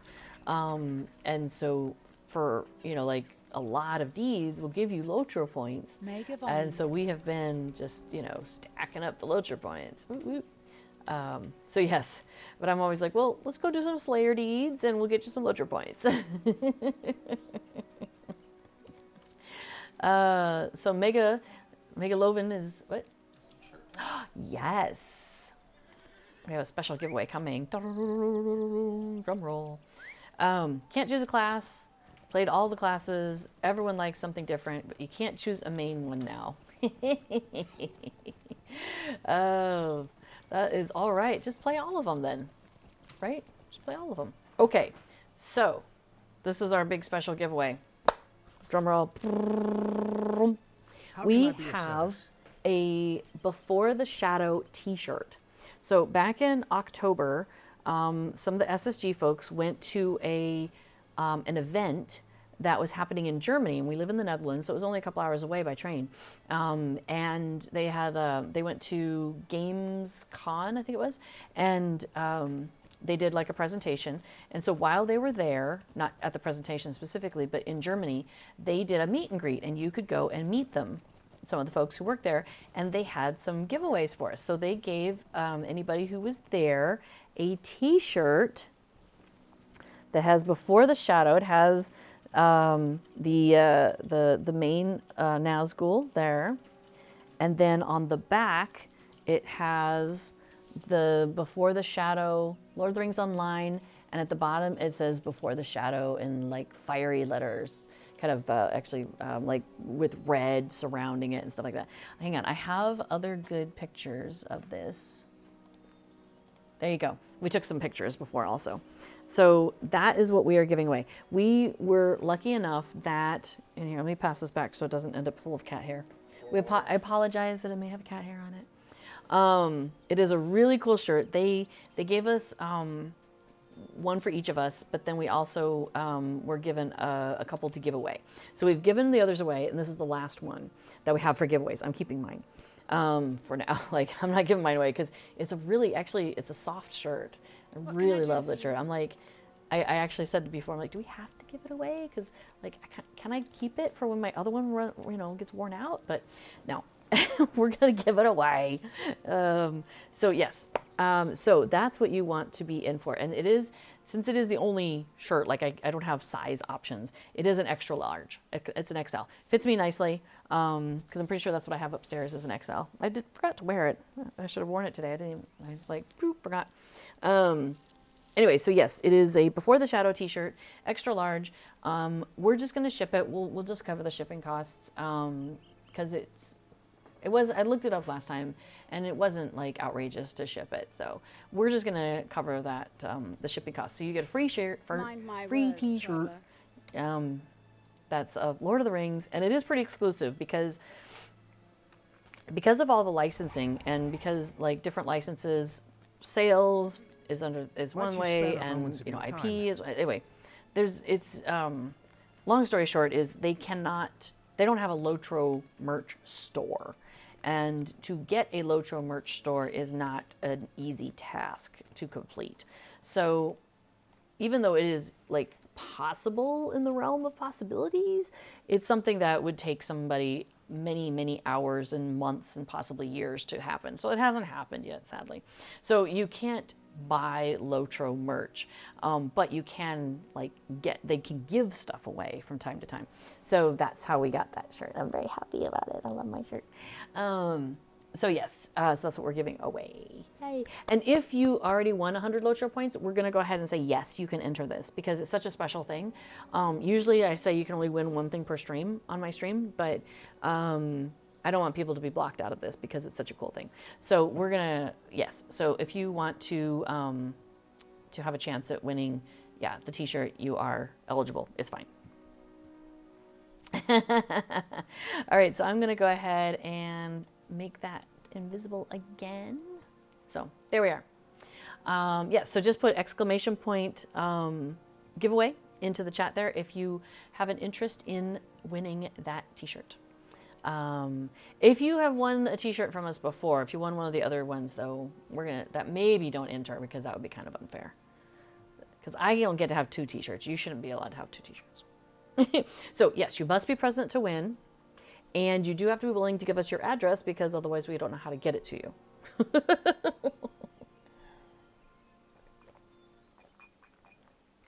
Oh yeah, King Cookie points out that I was mentioning Slayer deeds, but Explorer deeds are very easy to do and a much quicker way to get Lotro points if you're looking for Lotro points. So that's actually a good point. That's a good point. Before it says, I love Minstrel, but they are mostly ranged with 1 or 2 melee skills. Takaluna says, yes, thanks. I just enjoy tanks and healers overall and thought might go one of those routes. I tell you, B4 does a really good job with Minstrel, though. Like, I joke that he plays mini tank because I swear he's in there like, he does this big explosive yell at the beginning that does a lot of damage, and there's a cooldown on it. You can only do it so often, and he knows how to keep his ballads up and all the different things, how they work together. He's really good at he goes like bum bum bum bum, and he goes Wah! And like things fall over. So I kind of whoops no don't delete that. So I kind of joke that he plays a mini tank, but you can do some substantial DPS. It's kind of fun when we're playing together because sometimes he'll do that explosive thing, which I don't even know what it's called. And then I'll do camouflage with my hunter because that adds some critical. And then I'll do like a burn hot because that adds some extra. And then I'll do like a rain of arrows, not errors, a rain of arrows on the group that he's just done the explosive mini thing on, and it's like boom boom 1 2. It's fantastic. Let's see. Billy Ostrich says hello. Budmouth says I'm currently looking for 20 more Lotro points. The Shire quest to 20 more Shire quests. To finish the advanced deed. Gosh, Shire quests are everywhere, man. If you haven't done the pies, obviously do the pies.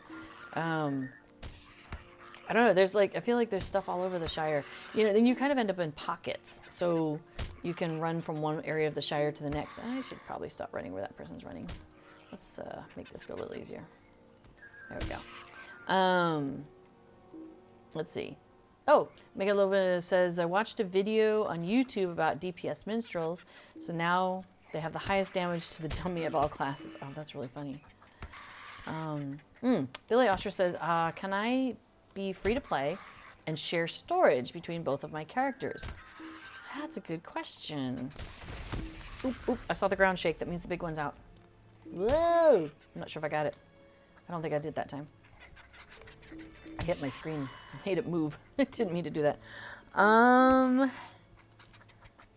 Yeah, and you point out, you know, you can buy shared storage in the Lotro store, but could you share it in another way? Like, is it shared? Like, is it shared the storage of houses? So if you have a house, all of your characters have access to that storage. Yeah, I didn't get this time. You know what's really funny? Okay, so I started playing over 4 years ago now, which, given like everything that's happened in the last 4 years, I feel like it's a lifetime ago. I can't remember it anymore. So I started off free to play, and I think it was Moria that finally did it, because I kept hitting a gold cap, because there used to be a gold cap of 2 gold, and that was annoying for me. But I worked around it because I would just give all my stuff over to like before, and he'd figure out a way to store it or something. He's really good at. He's much better at inventory management than I am. Like, this is my current inventory, and this is like as low as I get. Basically, it's really sad.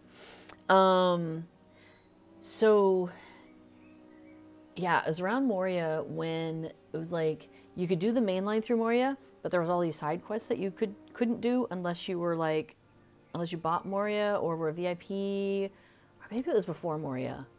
At any rate, I decided that the value of the VIP was worth it to me. Probably like 6 months in, maybe even shorter than that, because we were playing a lot for a while. So by the time the pandemic hit, I was definitely VIP. Which was great because I was just like immersed myself in the Shire for like 6 months. So I don't recall. And I know our friend that we're playing with on Thursdays, she doesn't have VIP. And so we're helping her with her inventory management. And we just run back to somewhere where she can sell stuff on a regular basis, or she just gives us her left, her overflow. Because we are VIP, so we have the traveling bank, vault and everything on us. That's a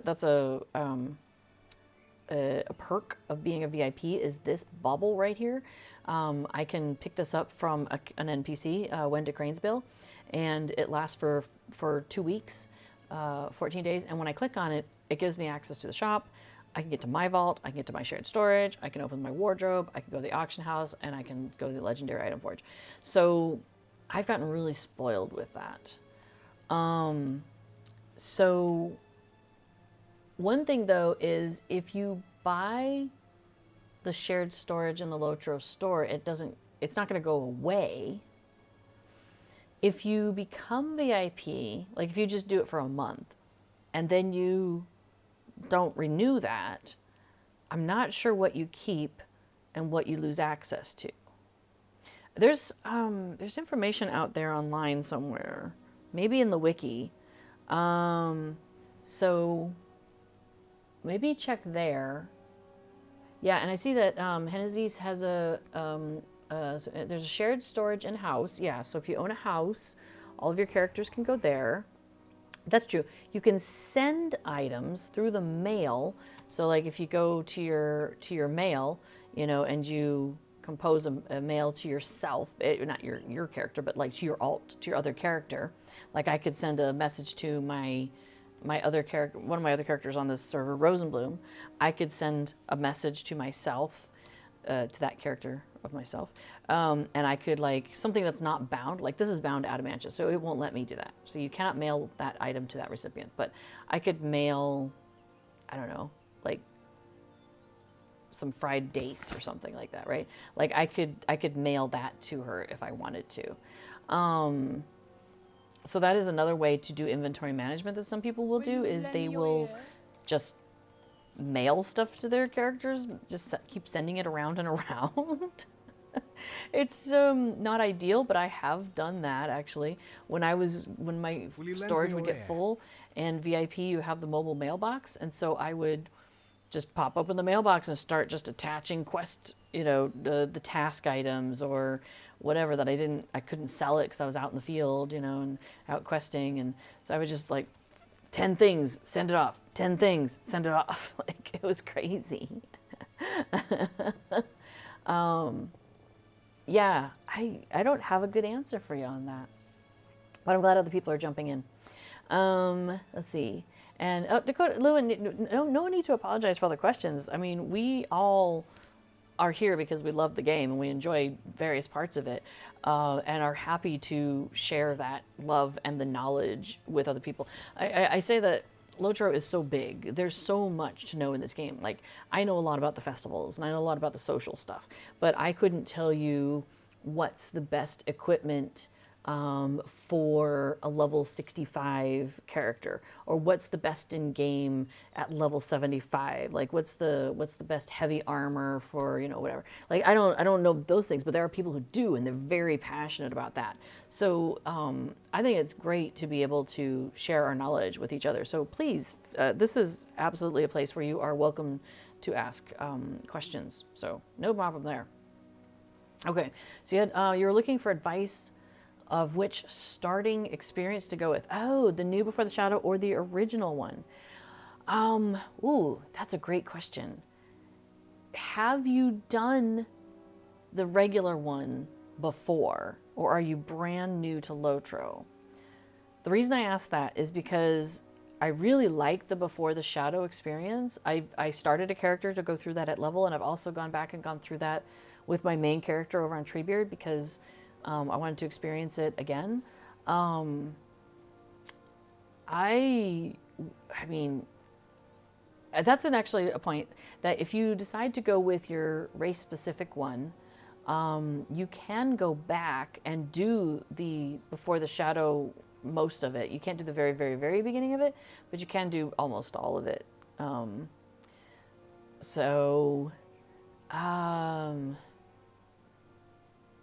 Yeah, and I would definitely, I would say do both.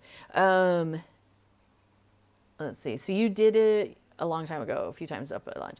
So, because the reason I ask also is because in Before the Shadow, it feels like they kind of assume that you have some experience with the previous thing. Like, they don't mention Amdir necessarily, but I think there's something about, we hear there's some strange stuff happening or whatever. But I do like the way that Before the Shadow kind of flushes out some of the story that they hint at or they play with a little bit in those other ones. So, I don't know. I would say maybe the Before the Shadow would be a fun way to go. Because you can always go to the wiki and read the descriptions of another one. So there's that too. Okay, so let's see. We talked about the storage. Aaron Bard, you said that looks pristine compared to your poor hoarding Hobbit. I spent a couple hours on this the other day because I was full up to here and at the point where I was not able to pick things up. So I'm like, and I've asked before to come and help me to get the legendary item experience over here. So at some point we'll be doing that once maybe all the painting is done upstairs. We have some construction being done in the house, and for those of you who haven't heard that story, at any rate, it'll be done soon, hopefully. So once there's less that we're doing, then he's gonna help me out here, and we'll do some duo questing. Oh nope, I didn't get it. So I had to clear out my inventory. So I spent some time tidying that up. Yeah, throw stuff away. Start throwing stuff away.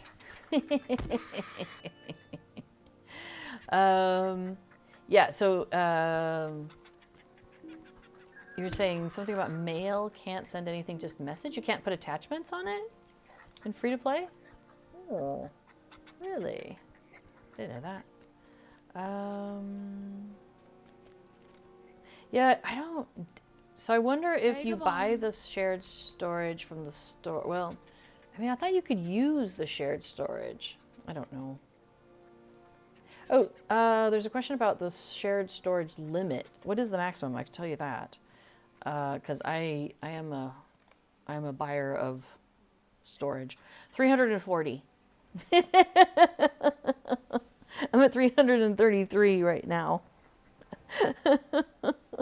And I don't know what's the maximum for character storage, because that's the one thing I don't buy. The maximum you can get without spending Lotro points on character storage is 120. I'm 118 there. The max shared storage you can get is 340. The max you can get in the wardrobe with the additional stuff that they opened up for a short period of time recently is 370. And the max personal inventory you can have is 135. For the house storage, it varies between whether it's a personal house or whether it's a kin house. And the premium houses only have like, whatever it is they have, that's the max. They just have that. You can't expand that. Whereas your house storage, you can. I did forget to mention something really exciting though. And in fact, I'm going to take care of this right now. Billy Ostros asks, the houses can be accessed by all characters. Yes, you can buy one regular house per server for your account. So all your characters have access to that same house. It is their house. They are sharing that house. You cannot have more than one of those basic houses. So there's the one in Bree. Oh yeah, okay. There's the one in Bree, one for the Hobbits in the Shire, one up north that's Dwarvish by Thorin's Hall, and one down south that's Elvish. So those are the 4 basic ones, and you can buy that with in-game money, gold, whatever. So that you can only have one of per server. Premium houses, you can buy as many as you want. You can have 100 of them if you want. But that takes mithril coins or housing writs, and both of those you purchase with Lotro points. So it's a little harder, a little more annoying. But hey, something exciting. Hang on. Carryalls. So we've had the crafting carryalls in the store for a long time. So you have the small crafting carryall, the medium crafting carryall, and the large crafting carryall, where you can put things like, I just typed it there by mistake, where you can put things like this yarrow root, or any of your crafting materials can go into a crafting carry-all. Yes, I know you have the results. There we go. And there have been other carry-alls that have been available for a limited period of time, or you can only get them by buying an expansion. And so like if you got one, you can't buy the expansion again, so you're out of luck. But they've added some carryalls to the Lotro store, and my understanding is that you can keep them, like that these are permanently in the store. That's what I mean to say. So the task item carryalls, small, medium, and large, are for sale, available for purchase. They have junk carryalls, which some people find handy. That I think if you're on like a free-to-play account, that might be handy, because for me, I just sell my junk whenever I'm getting full and I have junk to sell. But that might be handy. But what I'm super excited about is the die carry all. Why am I excited about that? Let me show you my inventory. Shared storage. Here is my bucket of dies. So as you might be able to see, it is taking up a little bit of space in my shared storage. But it's very important to me, as a Hobbit who has recently moved to the Shire and is enjoying looking her best, to have access to dies at any moment. So it was a sacrifice I was willing to make. But I'm going to buy this large die carryall. It will hold up to 50 different types of dies. So I'm going to buy one of those, and it's going to say, do you want that? I'm like, yes, indeedly do. So now that is in my inventory. So if I open it, it's empty. I'm going to set it to auto gather. All right, and then I'm going to come back to that. because I got to get into the garden. Hang on a second. Stay a moment. A reminder that we are doing a giveaway for that before the Shadow t-shirt. So make sure you put exclamation point giveaway into the chat. We're going to extend it a little bit longer because before it's going to be away for a minute.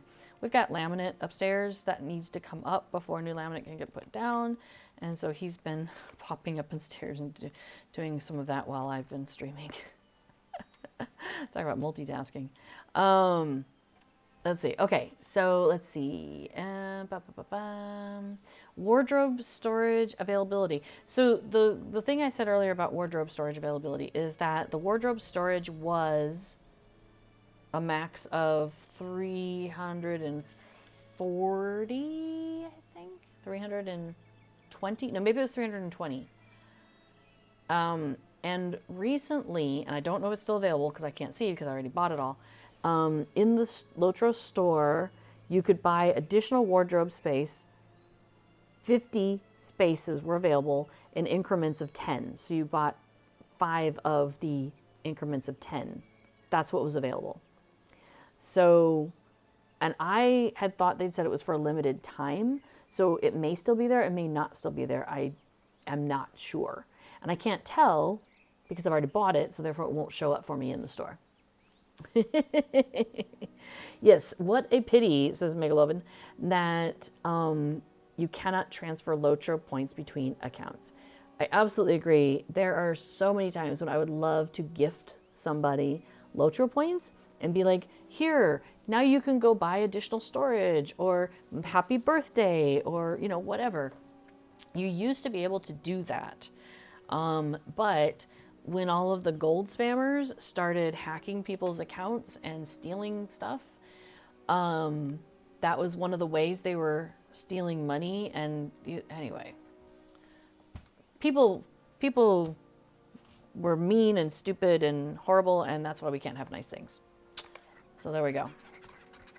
My hope is that someday they'll come up with another way for us to be able to buy LOTRO points and buy, yeah, to be able to gift in, you know, store in-game currency, you know, to people in some fashion. I don't know. Yeah, hopefully someday. Would be awesome. Because there are definitely times when I would love to be able to do that. Okay, so after this round, I'm going to show y'all what I'm going to do with that die carry-all. Because it's going to make me so happy. Oh, Aaron Bard, you had a question about, like, if I had any tips on how to get the giant shrew. So, obviously, like, binding to a key has made my life easier. And then, so if you're targeted on nothing, what I've noticed is if I'm targeted on nothing and I hit like an attack, hit my attack button, you know, it will auto target something that I theoretically can attack, like a shrew. Oh, no. Dang. Oh, I missed it. Oh, well. So that is one thing to do. And if I'm clicking to try and attack something, I have less success with that. Also, for getting the giant shrew, is I have my thumb on that button when I think the giant shrew is going to come out. Like, it doesn't come out right away. Like, it has to go, I think it was like, we timed it one time, and I think it's like, it has to be at least a minute into the event area before it shows up. And so I often will have my thumb like on the kick the giant shrew button, you know, the giant boots, ready to go, and then hope that I end up targeting it and not something else by mistake. I know that's not really a great answer, but here we are. Okay, so I've got my die carry-all, and I've put it to auto gather. So what that means is as I'm gathering things into my inventory, let me go to my shared storage. So like my inventory's here, right? If I go to gather something into my inventory, but it qualifies to go into this die carry-all and my die carry-all has room in it, it's going to automatically put it in there. So for example, I'm going to be like, hey, move this, you know, withdraw this and put it in, you know, withdraw it. It automatically puts it in my carry-all. So I can just double click everything here and it's going to stack it all up in there for me automatically. Now, if you go too fast, it struggles with that. So you got to kind of, you know, click slowly. Billy Ostrich, are you playing on Steam? Because that came up earlier about not being able to open the Lotro store in the game, and that it was only in an external browser. Somebody else was having that same problem, but it was in Steam. Yeah, Big Arthur says Steam. Steam Lotro, says Dutch T, opens it in the browser. So there we go. We have a couple confirmations of that. So I don't know if you guys noticed, but here, let me scroll down here a little bit. Yeah, Steam. Now, I have heard, and I haven't tried this though, like what if you start a character using Lotro through Steam, but then you switch to the regular launcher? Is it all good? You can just swap back and forth like that? Because I haven't actually tried that. Oh, I wanted to show you all something. So I just put this yellow dye into my carryall. And actually, let me pull that back out. So it just says consumed on use. So basically this is like not bound. Okay, so that's in my carryall. This yellow dye that I'm pulling out was crafted by my character. So it's bound to my account. Like I can't give that away because I crafted it using universal dye ingredients, which are free, you know, as opposed to the actual ingredients. So I can't give it away. I can only use this yellow dye on my characters. But check this out. So I'm going to pull it out. It's stacked with the other dyes. But you're like, well, how do I know which dye is which? Well, when I pull it back out, it automatically puts it back into the piles to the ones that are bound to account and ones that are not. So it only takes up one space in the carry-all. I love it. I discovered that one day and I'm like, that is so fantastic. It just made me very happy. So anything it can stack, it will, but it somehow remembers the binding and applies that when it comes back out. Woo! Remember how I was at 333 before? Now I'm at 283. So that is 34 things I just pulled out. Now I'll put this back in. Boom. Takes one space instead of 30. So I just saved myself 33 spaces or whatever. Yay! All right, cool. Well, that makes me pretty happy. Bum, bum, bum, bum. Yeah, talking about can't gift LP. It's so annoying. The Steam wallet integration broke, says Egg Arthur. Oh, so you have to use the external browser for Steam users. That's too bad. Billy Oster's asked, should I change to a normal login? Yeah, I don't know. Because I'm really curious. Maybe I should just try and play it on Steam and then like make a character that if it doesn't work. Does anybody know? Has anybody tried that? Egg Arthur, I wonder if you have. Where you make a character on Steam, but then you go through the regular launcher. Might you spare a moment of your time? Is the character still valid? Can you still use it? Is it all still good? Just saw a reflection from the sun going down and stuff in the front window. I thought somebody was standing outside. Mind like, my what? words, traveler. I was an owl. Ooh. All right, there we go. I've got my boots on. These boots are made for stomping. Oh, okay. Sid the Coach says, you make a character on game servers. They don't care much which client which you use. Sweet. And Dutch T says, yeah, account works on both launchers. Oh, very cool. Well, then, yeah, all y'all who are on Steam, I would say unless you're getting a specific benefit from using Steam, try the regular login. Try the regular launcher. I find the regular launcher really handy. I don't know. Yeah, Coolwitch says, I used Steam for a while, started with the regular launcher, switched over to Steam, and then switched back to the regular launcher. Yeah, yeah. Yeah, and if you ever want to go and play around on Bullroar, which is a test server that they open up from time to time, if you ever go and play around on that, it's a launcher that looks just like the regular launcher, but it's a separate one, but you do have to download it separately. But if you have then experience with the regular launcher, then you're like, ah, yes, this one's very familiar. It's this old hat. I get this. Yeah. I used that phrase the other day, old hat. And I was with somebody who's Dutch. And I was like, they probably don't know what that means. So I'm like trying to explain it. Oh, the only point to launch through Steam is the counter of the time spent in the game. You can do that. What is it? Played? Oops. Oops, if I spell it. Yeah. So it's probably not exactly the same, but if I type /played, it tells me how long this specific character has played LOTRO. So not like when did I start, but like if you count every second and add it all up, this character has played 4 weeks, 14 hours, 8 minutes, and 58 seconds of LOTRO. Yeah, if you type /played, PLAYED. Oh, cool. Egarther also mentions that there is a pinned post by Chromite in the tech support channel over on the LOTRO community Discord. Now, there's no official LOTRO Discord, FYI, but the LOTRO community Discord is pretty nice. It explains how to bypass Steam. Nice. Well, there you go. Awesome. Yeah. Having the access to both of them is nice, but I think it also adds some complexity and confusion.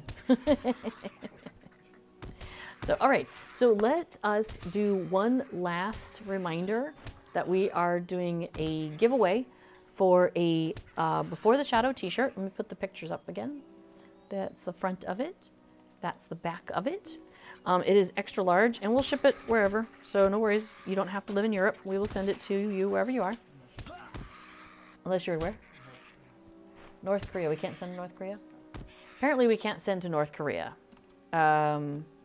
I guess they went PostNL just won't do something. Anyway, there's some reason we can't get stuff into North Korea. But as long as you live in pretty much anywhere else, we should be able to send this t-shirt to you.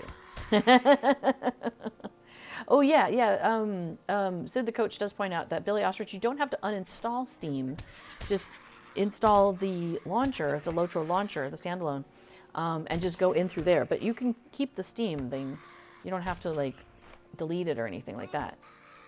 Okay, so I've done my 5 mounds of soil, and now I'm going to start working on shrews. So that's kind of also one of the ways that I am sort of prepared for the giant shrew.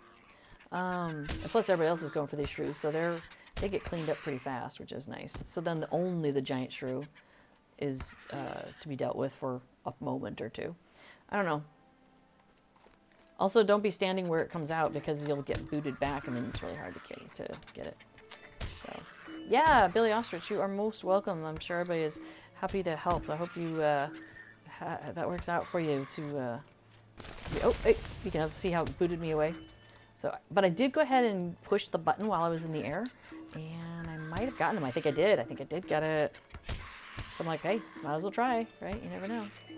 Let's see, I need one more shrew. Okay, yes, we're closing the giveaway. So last seconds is your 60-second warning. 60-second warning, 60-second warning, warning of, oh, I want to go talk to this guy. If you want to get into the giveaway for the t-shirt, put ! giveaway into the chat. Yeah. So I'm curious, Dutch Tea, are you actually Dutch or have anything connection to Dutch?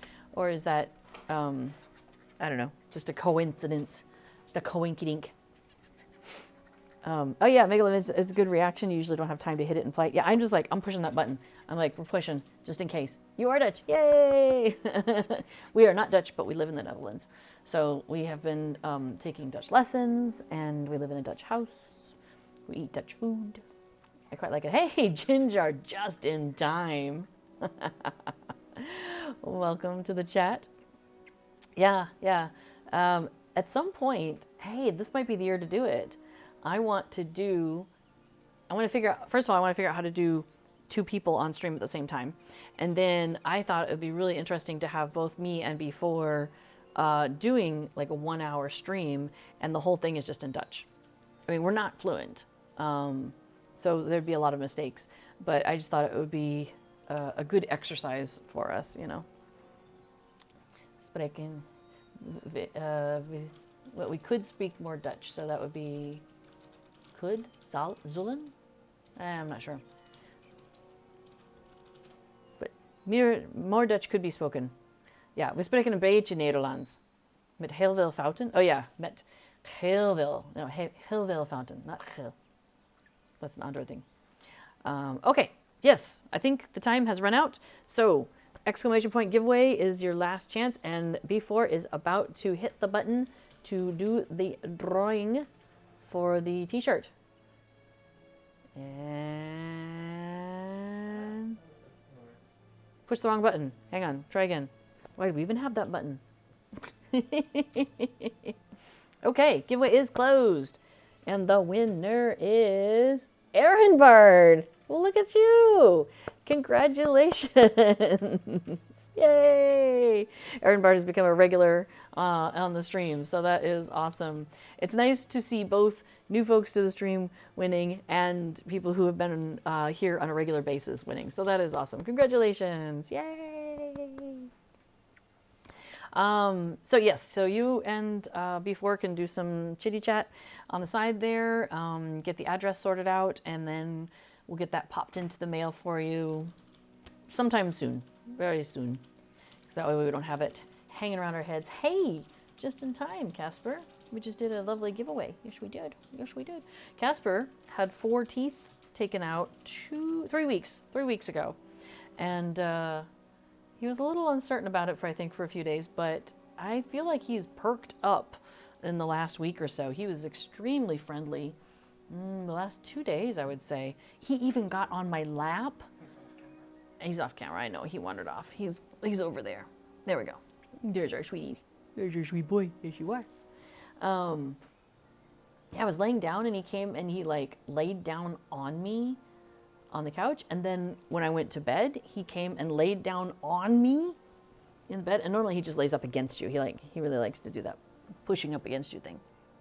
But yes, you did. You came and laid down on top of me, which was so weird. It was unexpected, but it was very cute. Yes, you were. You were very cute. So, all right. Well, I think I'm going to wrap it up here pretty soon. Are you about ready there? Let me start the next round here anyway, just because we're right here. Oh, King Cookie has to leave. Have a good rest of your day. Nog een fijne avond. Ja, fijne avond voor jou as well. Might you spare a moment Jou of your ook. time? En kom terug. Ik ben hier elke dinsdag, hetzelfde tijd. 11:30 Eastern US time. So that's been normally 5:30 voor ons, maar met de time changing, het has been 4:30. Maar ik kom terug op 5:30 volgende week. So, yeah. So is Laurelin a free server? Yes. Yes, I am playing on Laurelin right now, and it is a free server. Yes, it is. Yes. Aaron Bard says hi. Billy Osters was talking about uninstalling Lotro to get the space back. There are files that it will use, so I would want to, what I would suggest, and before it would also probably be more eloquent in explaining this, but, and he'll be on streaming here in just a minute, because he does a stream right after me. If you were planning to delete some files, before you do that, just move them somewhere else out of the way so the computer thinks they're not there. That way, if something has gone wrong, you can just put them back, just in case. And then maybe uninstall, so that way you can save all that space. So, let's see. Dutch asks, is it still the RP server, a role-playing server? RP, role-playing. Yes, Laurelin definitely is pretty heavy on the role-playing, although there are people who play on Laurelin who do not role-play, but it is definitely the place to go if you do want to. I think there's a German role-playing server also, so if you speak German, that's a good place for you. Landreval is kind of role-playing light. So people tend to stay in character as their character, but their character may have a lot of real-world stuff that they talk about. What else? Treebeard is kind of roleplay-ish, but not explicitly. Like, people kind of stay, it reminds me of Landerval in that regard. Like, people kind of stay in their character, whatever their character is. So there you go. Oh, Bill Slowski, I don't think we're doing another giveaway at this point because I'm going to wrap up here pretty soon. And so every Tuesday I stream here, and at 11:30 Eastern U.S. time. So if it's whatever time it is here, I just pin myself to the U.S. time. It's just easier. So I'm here always at 11:30, and then before streams after me, doing a stream called Pluggin' Along, and he does plugin development, so Lotro plugins. So he'll talk about all these various things that some of us use. I really like using plugins. I find their utility very nice to have, a nice quality of life improvement for me. But obviously, you do not have to play with plugins at all.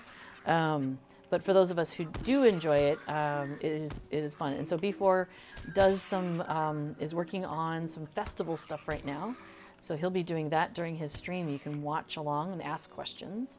And you can definitely continue to ask any, general Lotro related questions. It's a Lotro stream, so you are welcome to ask anything about Lotro and derail him. Oh, get him. Oh, I'm not sure if I did. I got hit by him though. Yeah, so we'll be switching over here in just a moment. There'll probably be like a little 5-minute break in between our streams, so you'll have time to go refill your coffee, grab a sandwich, use the bathroom, whatever you need to do. Oh, I did get the giant shrew. Me and whoever else, I'm not sure. But yay! Oh, it looks like that person did too. How can I be of service? Woo-woo! Go team. Go team giant shrew. Woo-woo. Do I have the web page for plugins? I do. Hold on. Plugins. There we are. So it is LOTROinterface.com. The one that's listed there is the plugin compendium, which is really handy. But then just from LOTROinterface.com, you can search for any of those other ones. Like I don't use buff bars, I use buff monitor. But it's another great way to keep track of your buffs that are on your character at that time. Deed tracker I use. Kiki inventory, some people like. I started with alt inventory, so I've kind of preferred that one because I'm just more familiar with it, but they're both really good, actually. I tried Kiki inventory and I liked it as well. Minstrel Buff 2 is something that B4 put together, and it's got, he can really explain that. It's a very niche thing for minstrels, but it's so helpful for people who are minstrels. The Opaque Quest Tracker, I don't have it on right now, but it basically is, you could put a color background behind this. You could just have it be gray, black, whatever. You could have a background to put behind your quest tracker to make it more visible to you. That's a really good visibility, accessibility thing that he put together. Titan Bar, which I have up here. Oh my gosh, I use it all the time. Travel Window 2, don't leave home without it. or can't leave home without it. I love the travel window, and travel window 2 is the one to do. It's upgraded. It's got all the new stuff. Sequence bars I don't use, or combat analysis. I used to use daily tasks. I don't use it anymore. More map I've dabbled in as well. So that list is just like full of some big hitters. Okay, so I'm going to leave you with some resource comments. Let's see. LOTROinterface.com, great for plugins. Actually, is there a festival? Let me try festival. I think there is. There we go. Spring Festival is on. Some great places to find Spring Festival information or general information about the game. Like if you have a very specific question. The Lotro Wiki, which is the last one listed there, that is a fantastic resource. So much good stuff you can find there. Fibro Jedi, the middle link, he is a person who plays Lord of the Rings online, also a fan, and started putting together guides on how to do various things. And it's just turned into almost like a full-time job, it seems like. So he will release guides on various things. He just did recently a guide on skirmish soldiers and how to use them, what are they, and then also how to outfit them, which makes me so happy. So Fibro Jedi's webpage, there's the link directly to the Spring Festival guide, which he updates every year with the newest stuff. So that is a fantastic resource. And then you can always go straight to the source, which is lotro.com. And they are starting to do kind of just like basic overview guides for each one of the festivals. So it's not exactly the same information that Fibro Jedi has, but they're very complementary locations. One thing that's not on that list is Deco de Miu, which we talked about earlier. And do you have the link for Deco handy?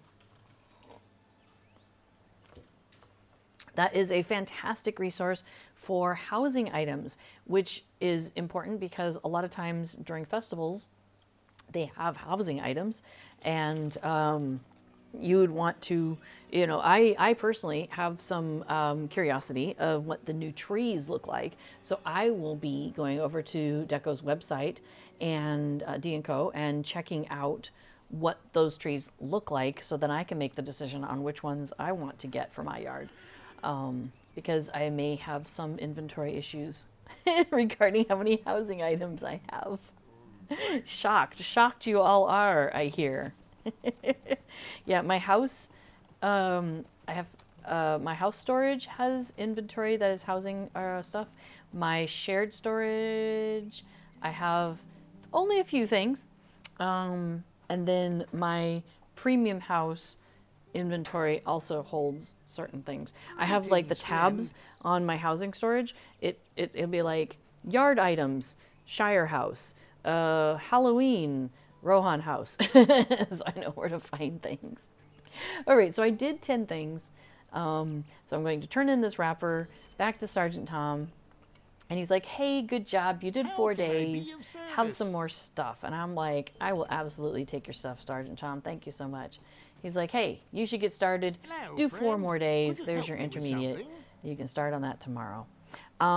Okay, I think that covers pretty much the roundup of all the things to help you get going wherever you need to go. Definitely glad to have everybody here with us today. Thank you so much for joining me on and having some fun out here in the Spring Festival, and also for the giveaways to celebrate my 2 years of being on the LOTRO stream team.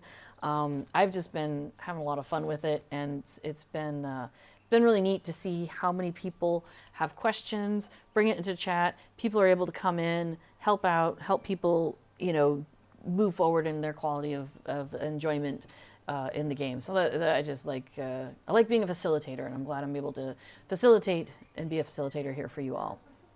So have a fantastic rest of your day, everybody. Stick around for B4's Plugging Along stream. I'm going to go get some dinner, and I will see you next week. While in between now and then, we're going to do what? We're going to stay connected to the Hobbit side of our hearts. All right. Have a great night, everybody. We'll see you soon over on B4 stream. Bye.